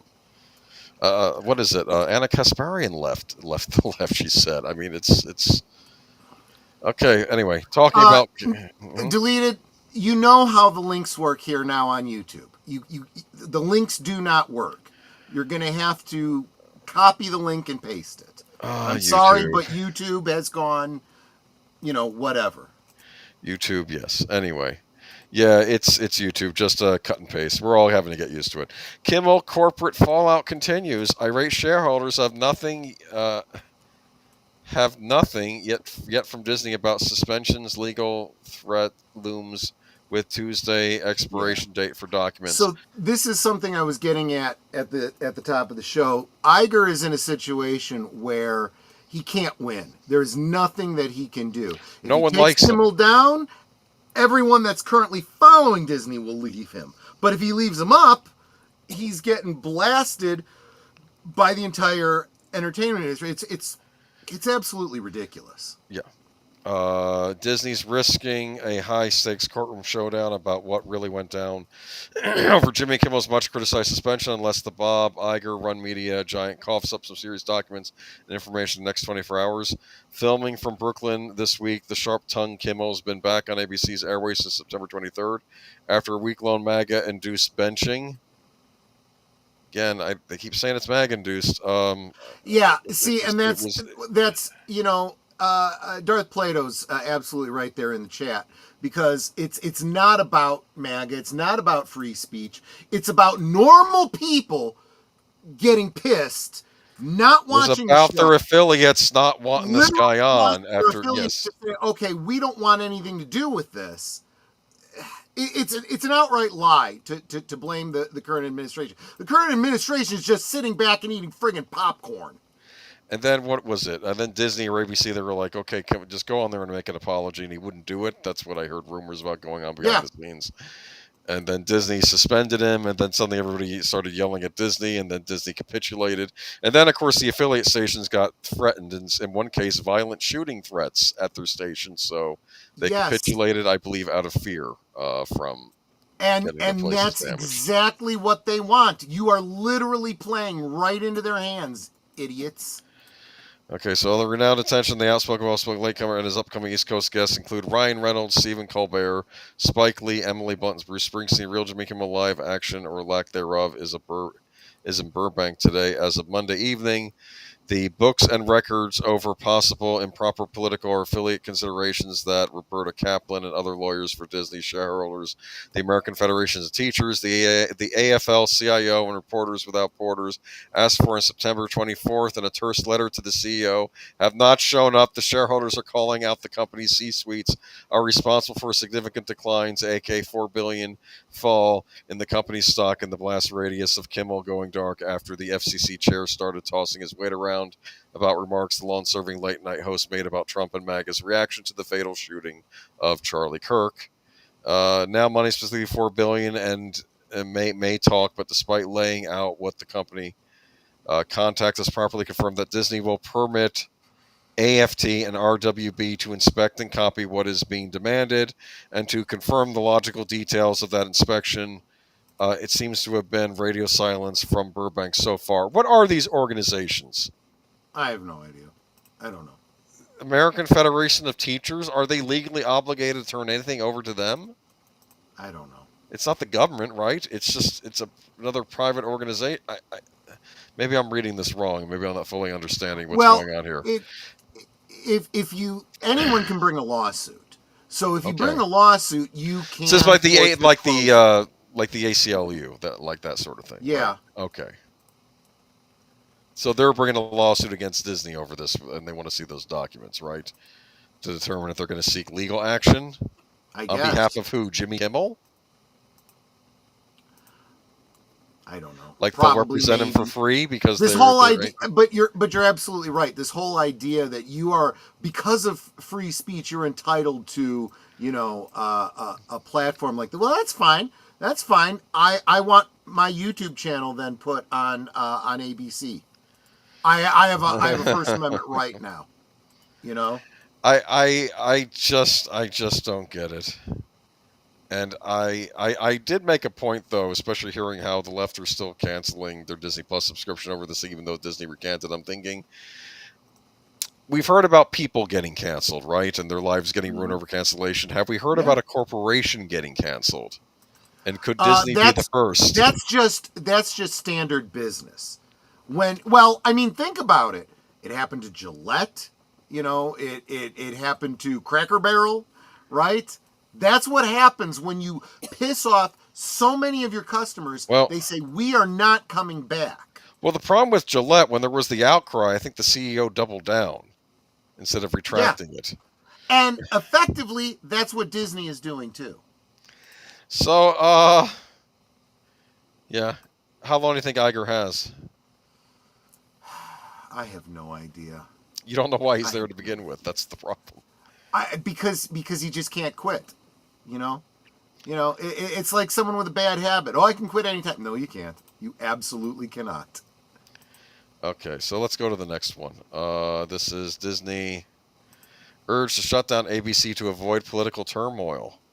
Two analysts from Needham Securities think Disney should move all of its TV content on the Disney Hulu and ABC apps and shut down its broadcast operations, citing increased pressure from the FCC, the kind of pressure that resulted in the suspension of Jimmy Kimmel's show 2 weeks ago.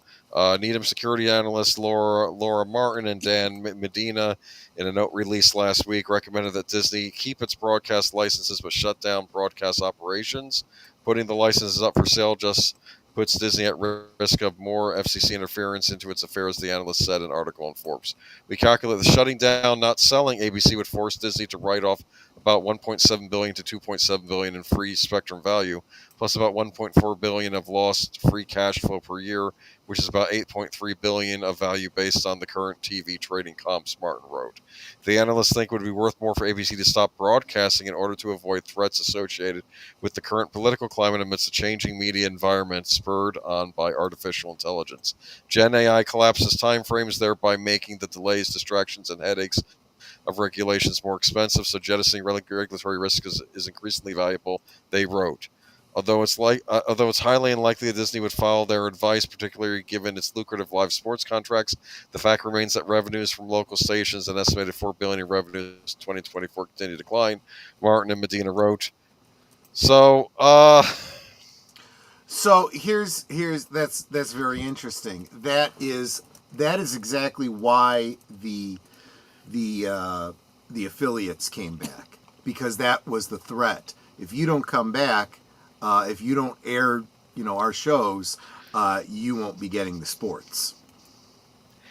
Is broadcast TV still popular among? I guess No. it still makes money. It is getting less and less popular all the time. It is a dying industry. It really is. I don't get it. I don't get it. They could have just made Jimmy Kimmel a Disney Plus show exclusive, like all the other exclusive shows they have on there that nobody watches. And They should have just moved him to Hulu, and they didn't. So. Well, Hulu apparently is turning into Disney Plus. And here's the other thing too, and this is how I can prove to you. I can prove if anyone is telling you this is about free speech, this is how you prove that it is not. If it was about free speech because of pressure from the FCC, all they had to do was move it to Hulu. They would not be under the jurisdiction of the FCC. FCC wouldn't care. They wanted to. Exactly. Yeah, they would say, okay, but That's this is all they would have to do. They and don't they understand. didn't do it. Okay, they don't understand, and I've tried to explain this before. The airwaves are public property. Okay, you have to be careful what you say on public property. I'm sorry, Kimmel told a bold-faced lie about the shooter, which was already at that point pretty clear. Yep. And he did it to do a dig at MAGA, and he told a bold-faced lie. You can't do that on the news either. Yep. And to be fair, I think it was more like the guy in charge of say, you better watch it. That's more what he said. And of course, then they took it as, oh, he's trying to cancel Kimmel. No, he's saying you don't do that. Yeah. All right, moving on. If I'm correct in my interpretation of events, but anyway. And I believe that you are. Yes. Okay, moving on to. Oh no. You like that picture? I can't stand this guy. I am done with him. I am done. Okay, so James Collins fans, am I allowed to say this word on YouTube?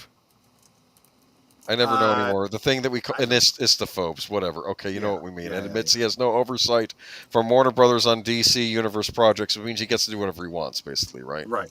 Because there's no oversight at Warner Brothers. That's the problem. Nope. That there's no. Okay, James Gunn called fans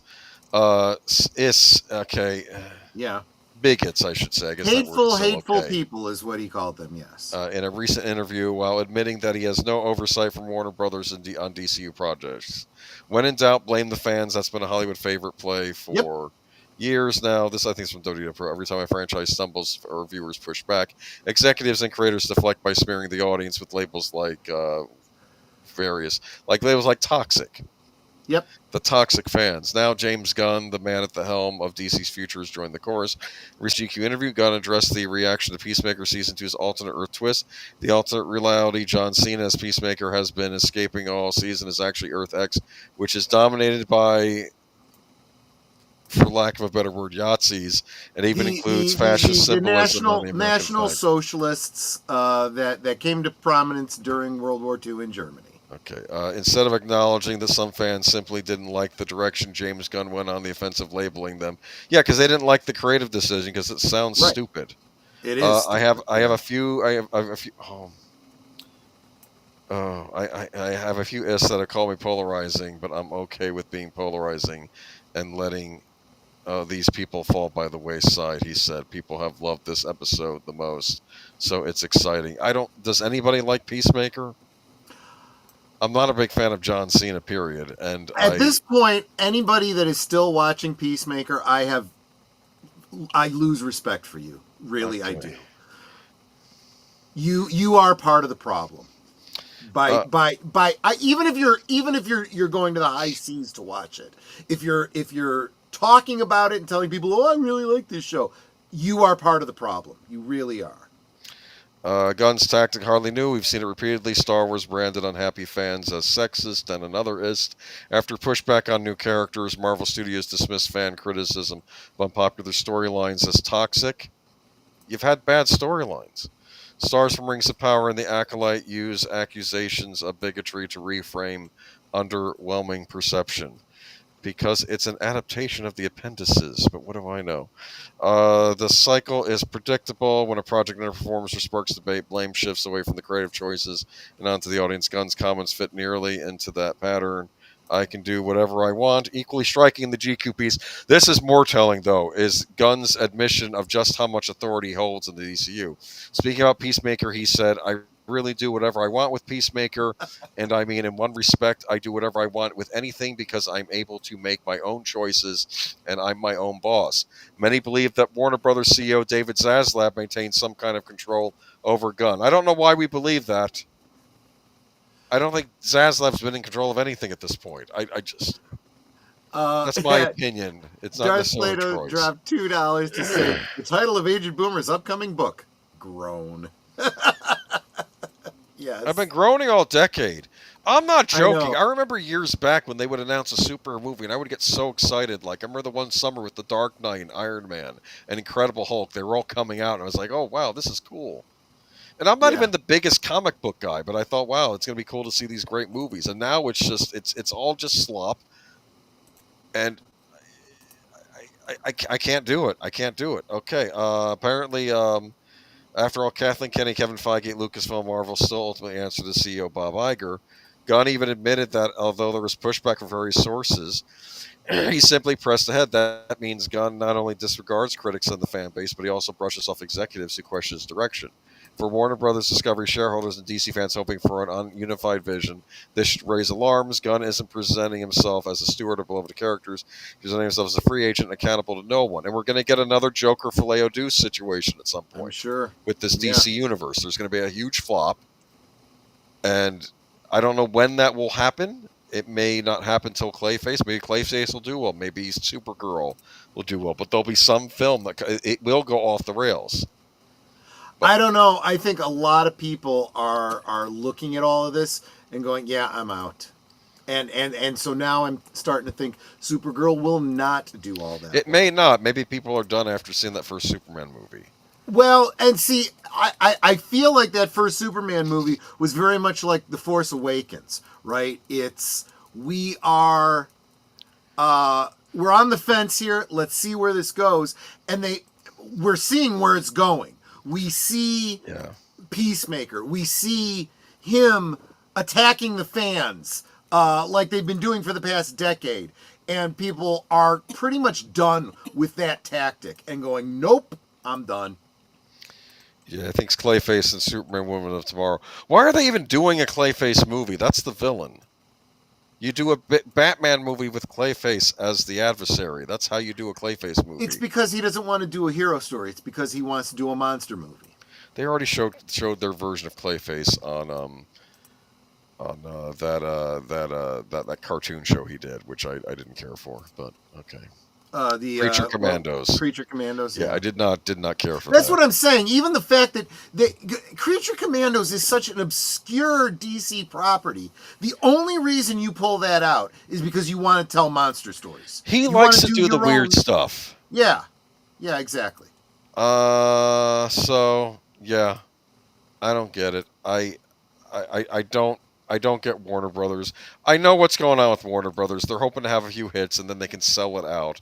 Look, we've got Harry Potter TV show. Look, we've got DC Universe, and we have something else, and they'll try to pawn it off to somebody like Apple or some other company, and then they can then the executives can run away with the money. That's all I can see happening here. Yeah, I don't think you're wrong there. I think you're absolutely I don't get it. I don't get it. And they keep canceling these HBO Max shows. Like David Zaslav's acting like, oh, HBO Max, it's the best thing ever. And I'm thinking, well, you already canceled the Perry Mason show. Right. And you could argue if that show was good or not, but you have all these big exclusive shows, and you do a first season, then you wait like 2 or 3 years before you get to the second season. By then, it's lost all impact. I feel like Right. the same thing's happening with the Penguin series. Everybody was all loving the Penguin series last fall, and there's no word of when, if, or ever there's ever going to be a sequel series to that. Right. I don't know. Okay, I'm moving on here. They're manage their business real well, right? Real well. James Gunn has every right to defend his creative work, but dismissing critics as, well, that's a very loaded term. It's such a loaded term, I don't even know if I could say it on here. I'll use the word bigots instead, which may also be a loaded term on YouTube. I don't know. And it's Right.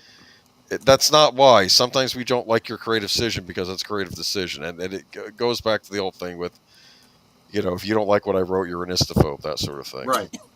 Yeah.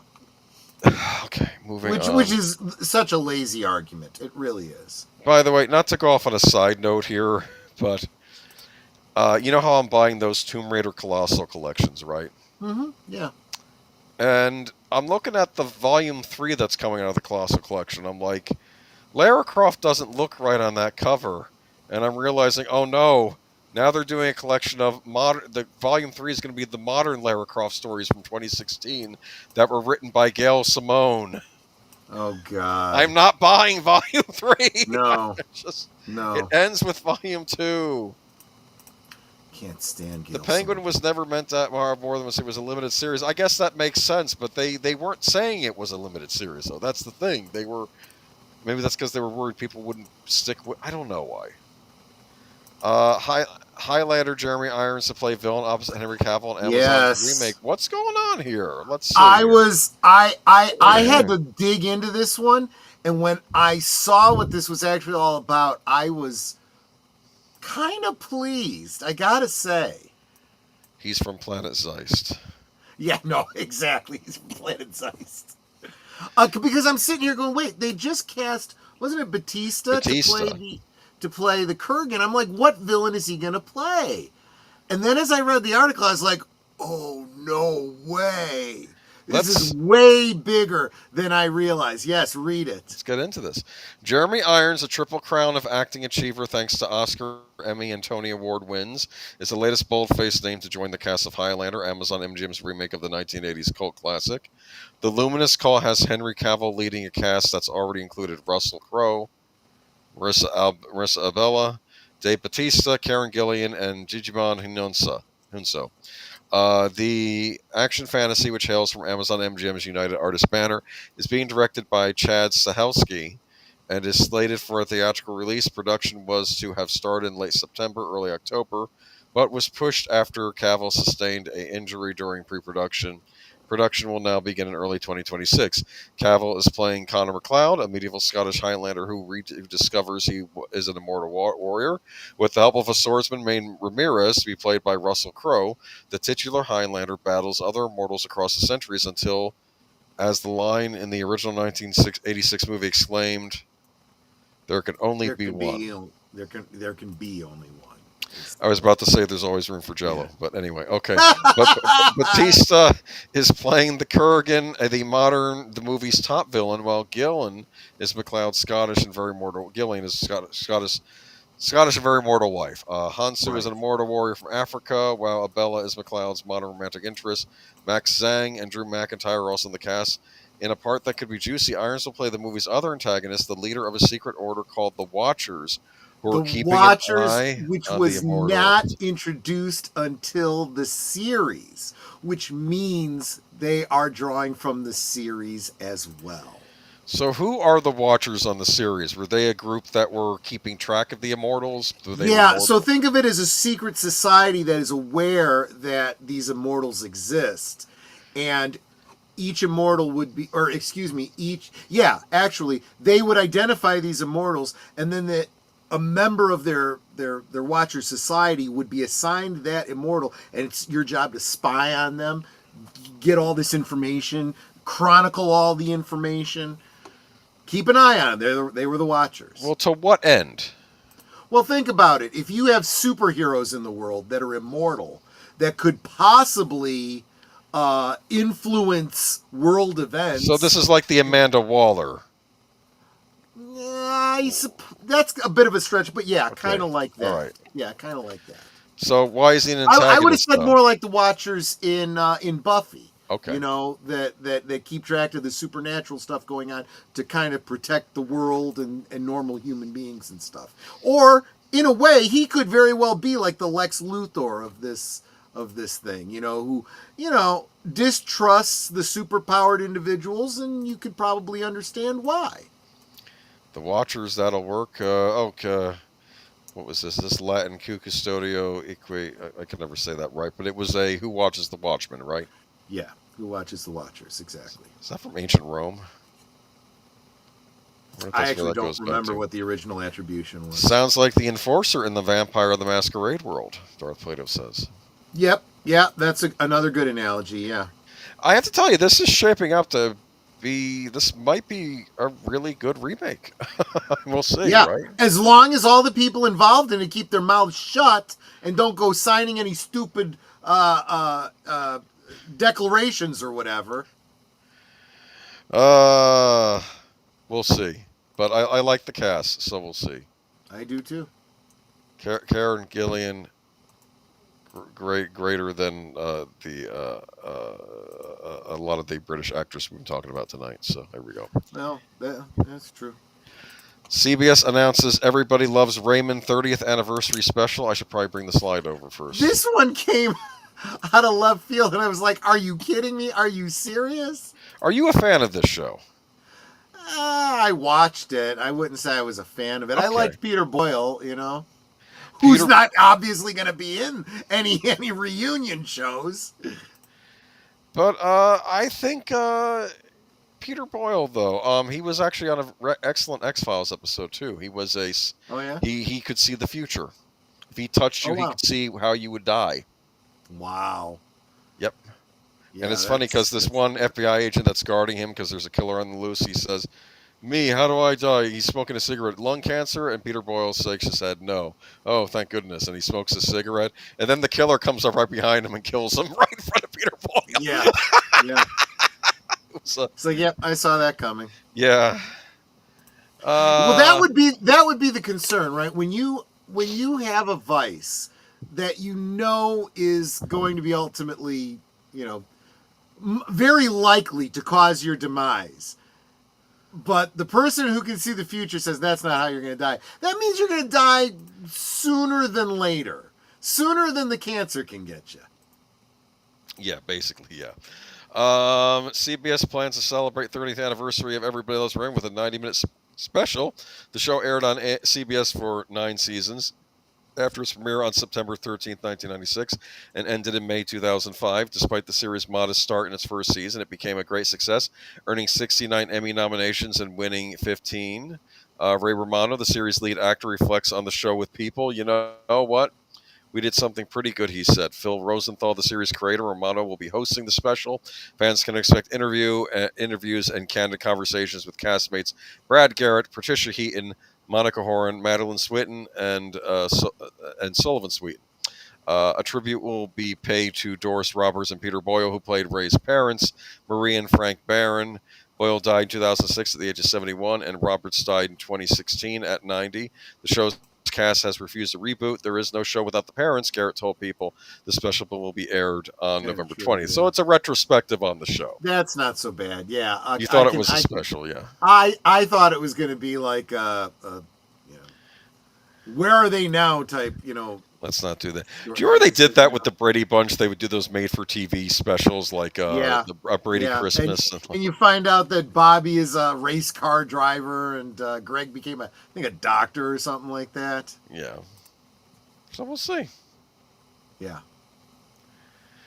And our final story of the night coming up on 11 o'clock. Good thing I did a Good Old Days. I thought we wouldn't have time for Good Old Days tonight. And I said, "Nah, you got to do a Good Old Days anyway." Yeah. because I thought they would actually go well with this. And it is a new model kit. Actually, a It's few new not a model model kits. kit.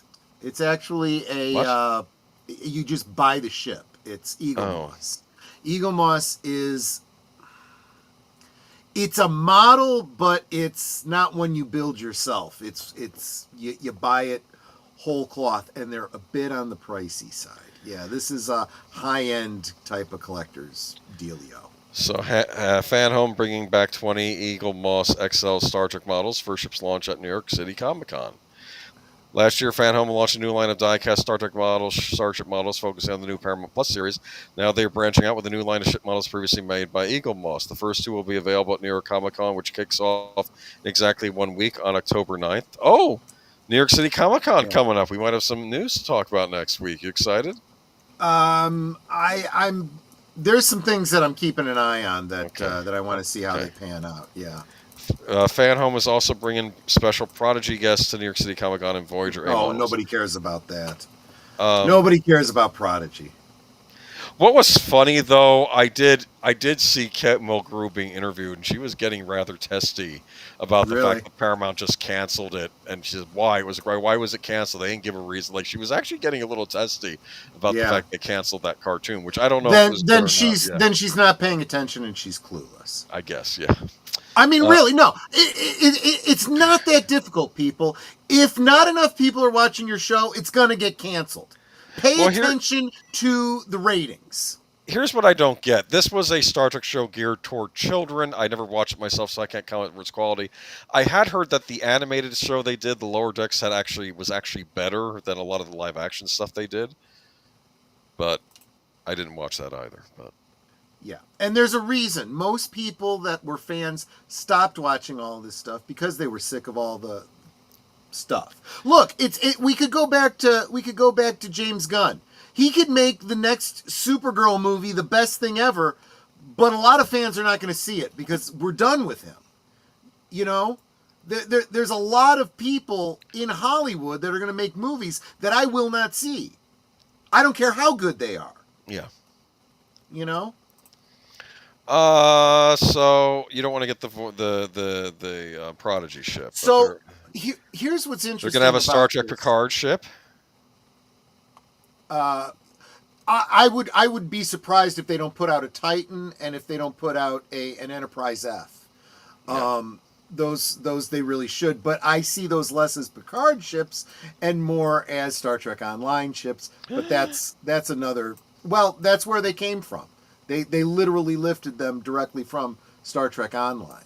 But I'm not saying that like it's a bad thing. I think there should be more of that, you know, use of the EU, to use the terminology, to kind of bring these kinds of things together.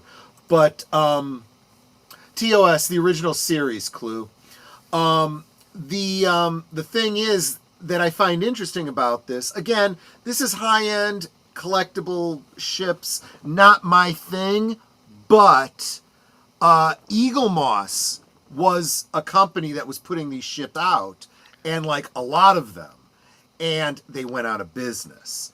And Fan Home bought the rights to continue doing these things, and people that were collecting Eagle Moss were like, well, we hope that means they are going to give us an opportunity to, you know, get these older ships or ships that were planned that didn't make it out or whatever.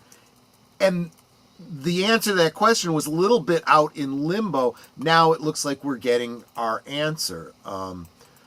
Again, not something I'm real into, but for the fans that are into these collectibles, I think it's pretty cool. Yeah. And they said one of this was $350. I don't know what size these are. Are these decent size? These would be these are a bit smaller than the like Ertel ships. Right. But they are very highly detailed, pretty darn accurate. I don't know if that's a terrible price for that. That's probably about what I don't think they're overcharging, but we'll say that. Okay. And I mean, if this is your thing, if this is what you want to collect, okay, go for it. But I think most people are going, well, I want to get that original series Enterprise. Or They I do. wanna Well, that get is one that, of them. That you is know, one of them. Yeah. Or The I rest want to is all the get, new stuff. Yeah.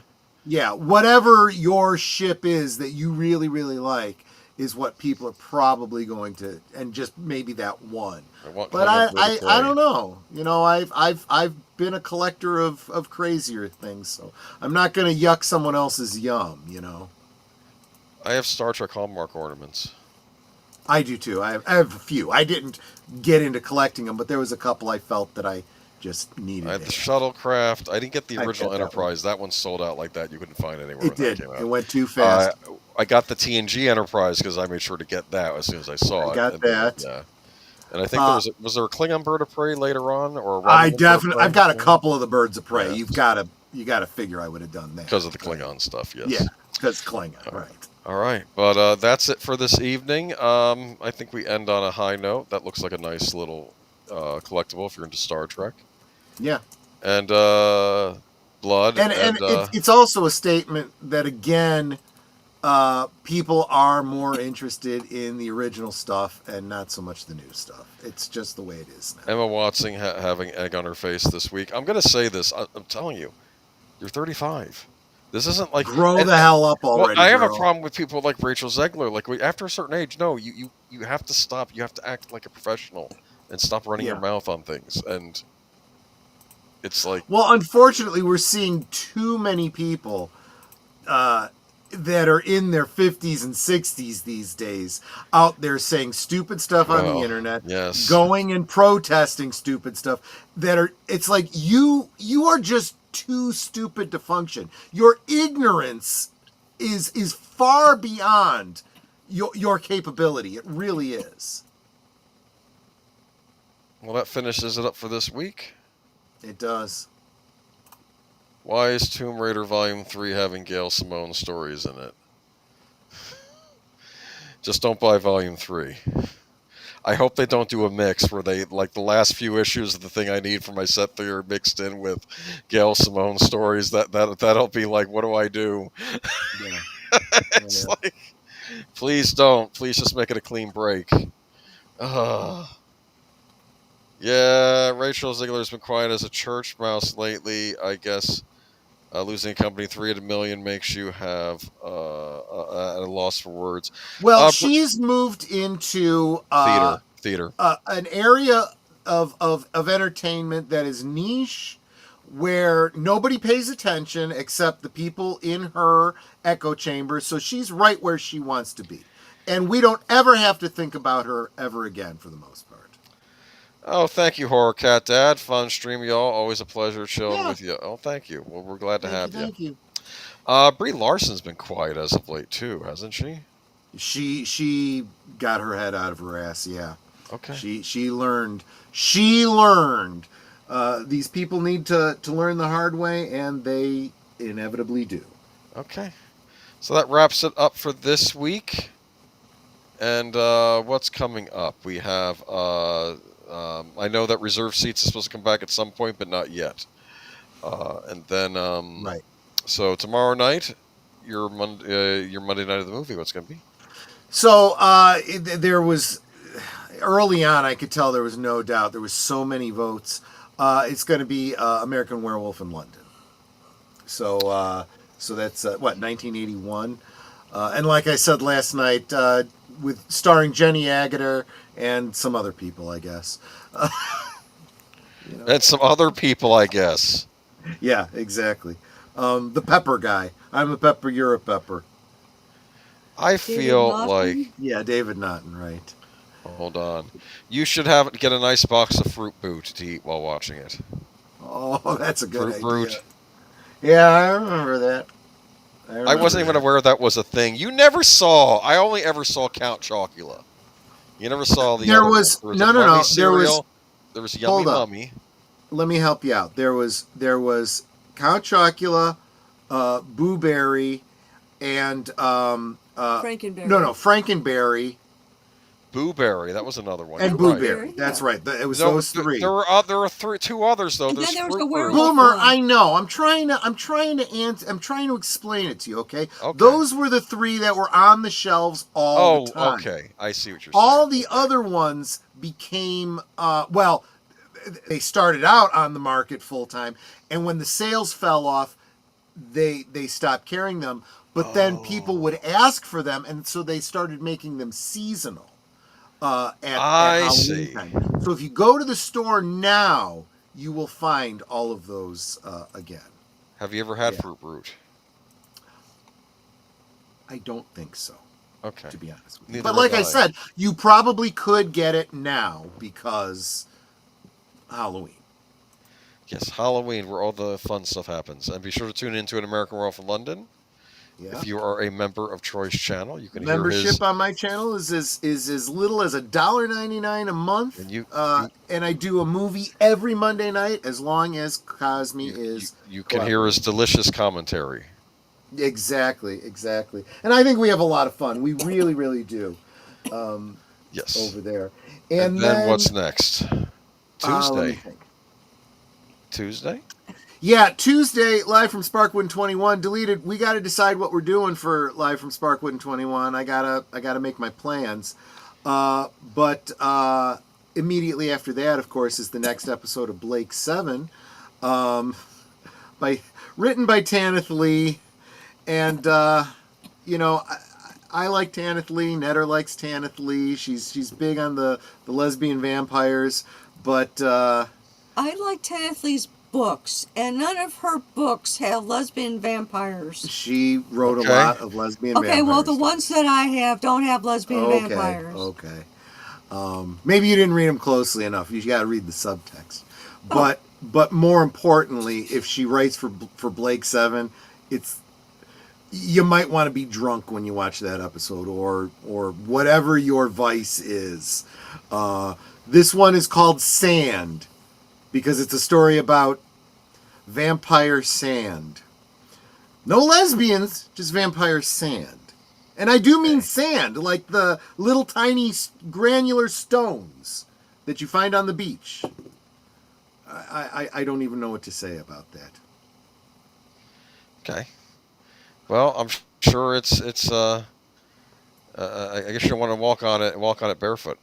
I would imagine not. Horror Cat Dad says, have you seen Lesbian Vampire Killers? I have not. I shall probably have to look into that. Okay. So let's see. Who watches vampire movies sober? Well, there you go. So what's next? Then Thursday, Netter has a very special guest for her show. The Vagrancy Horror. The Vagrancy Horror, welcoming Christoph back. Haven't talked to him in a while. I said, look, it's that time of year. If the horror community isn't busy, let's see if we can't boost their channels a little bit this month above all. So Vagrancy Horror on Thursday night. And then Friday, what are we going to be talking about on Last Call? We're going to talk about latest in artificial intelligence. Yes, which I still insist is a misnomer, but that's the They're going to take over.